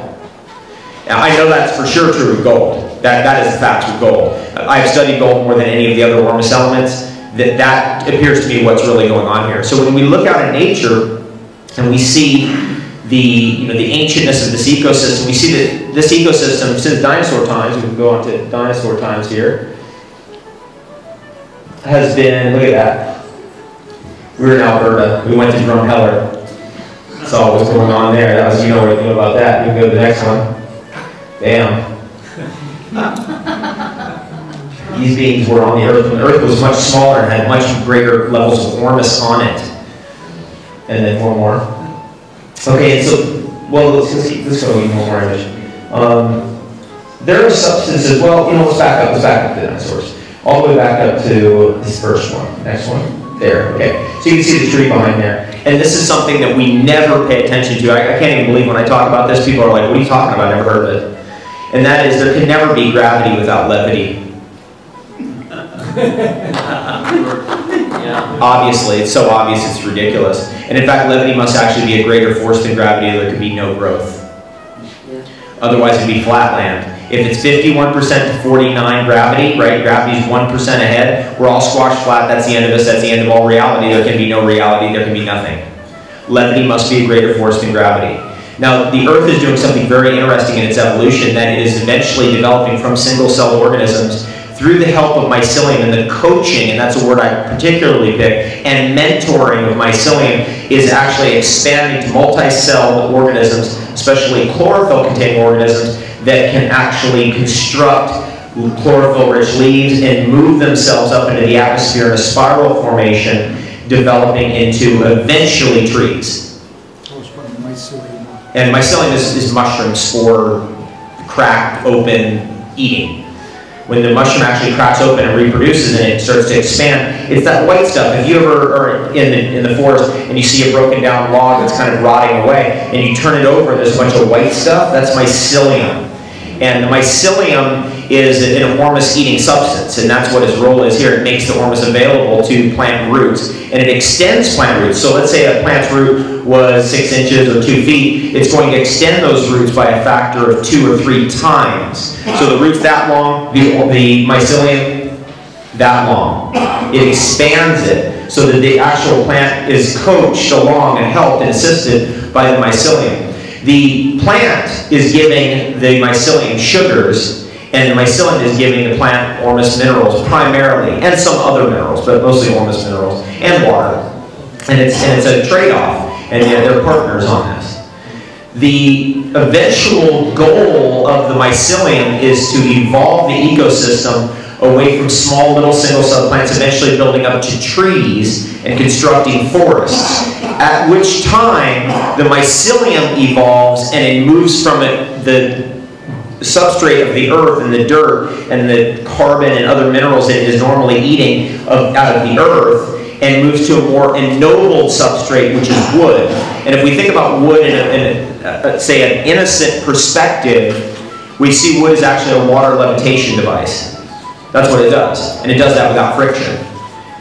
That right there violates every theory of physics. And this is what I've learned from drinking spring water around the world. This is what it's actually taught me. Because when you drink spring water from around the world, you find out that the spring water comes out colder than the actual ground temperature can be. That cannot be explained by any physicist, because what they tell you, oh, it's pressure. If there's pressure, it's going to come out hotter. But it actually comes out colder than the ground temperature is. And that right there is a very interesting discovery. Now that's the same type of phenomenon that goes on underneath the shade of a tree, where the temperature underneath some trees can be 6 to 8 degrees Fahrenheit cooler than the atmosphere. There's a cooling phenomenon going on, or an endothermic reaction, or a reaction that's actually causing organization. Heat causes disorganization, cooling causes organization. And the ormus materials are actually associated with higher level of organization. As the materials are exposed to the atmosphere, they pop like popcorn, they become a metal, and they are actually in a higher entropy state. And this is why when you had Dennis come up here and talk about sodium hydroxide, and he's talking about sodium, sodium is endothermic. It draws heat out of the environment in most reactions that it's involved in, unless you strip away the chloride and you have sodium by itself, upon which its touch of any moisture at all will cause it to explode, as we know. Most of us who are alchemists. And then it will have an explosive reaction. But in general, in nature, salt is endothermic. It draws heat out of the environment, which doesn't fit any theory of physics, because theory of physics is all about entropy. And what I'm talking about here is ectropy, which is a cooling or organizational energy. And that cooling or organizational energy actually must be greater at all times for any life to occur and for growth to occur. Otherwise, there is death and decay. Just to point that out, because there is never one without the other, there are always two forces. But the female force, the organizational force, the cooling force, what's going on in the belly of the earth actually must be greater than the gravitational explosive forces for life to continue on. And in dinosaur times, this was at a peak frenzy. The earth was smaller, it was spinning faster, the days were shorter, the plants were bigger, the animals were running around with high levels of energy, there was more energetic material in the environment to eat. And this is something that today, as just a little bit of an aside, we have to actually understand and then target and focus on as a primary level of nutrition. Because if we just kind of eat anything, then we're going to end up kind of in the C- range of what food can be if we're clever. But if we're very clever, we can get to the A+ range, which is how it always was in dinosaur time. But today there's not as much ormus in the environment, It's been depleted, it's been popped like popcorn. There's not as much volcanic activity bringing it up to the surface. There isn't as much oceanic activity, tsunami activity, etc., bringing it up, churning it up, earthquake activity, etc., that makes it more available to us. Rain also, because rain through erosion will bring the materials out. Okay, so this is actually the hidden thing here. Now, let's get back to this tree idea, because the tree is very interesting in that it is hiding something from the atmosphere. Just take a good listen to that. The tree is hiding something from the atmosphere. Within the tree are layers and layers of materials, paper-like materials, actually cellulose, lignins, and materials that are actually, well, we'll get there later. They're cellulose, polysaccharides, and lignins that are actually constructed in the tree that are keeping out light, heat, and oxygen and shielding the interior of the tree from something, which is actually light, heat, and oxygen, which cause gravity. Which is, that's not in the Einstein theory. I listened to Carl Sagan and Cosmos when I was 12 years old, and I thought that the Einstein theory of gravity was intrinsic to matter. Actually, if anything's intrinsic to matter, it's levity, not gravity. Gravity is a decay process. Levity is a construction process. And if you are clever and you follow what nature is doing, you can displace gravity. And that's the whole idea of what a spring is. That's Victor Schauberger's entire technology. That's the whole idea of the vortex. That's the whole idea of what a tree does. That's what a tree is. Everything that has growth in it, including you, and is able to jump around and not sense your own weight, is actually violating the whole theory of gravity. I had one of the top guys in energetic medicine, Dr. Oshman. I asked him point blank in front of 1,200 people at a seminar we did about 2 months ago, our longevity conference, about the nature of how the bones are stacked onto each other. Somebody had asked a great question, and I was trying to draw this out of him. Somebody asked a question like, okay, the bones are all sitting on top of each other and all that pressure on the joints and all that, you know, how does that all work? And he said, actually, that's not what we're finding out. It's not like that. It's that there's a levitational kind of a phenomenon going on in every joint.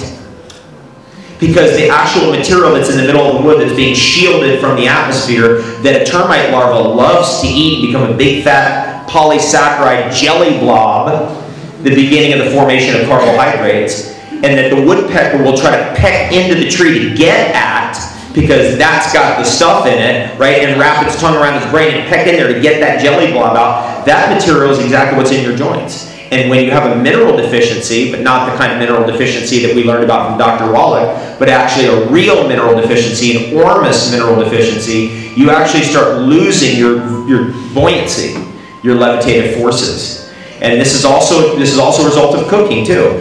The oxidation of the cooking process, especially frying, actually will flip the ORME material into a metal. Now that's something that I think most of us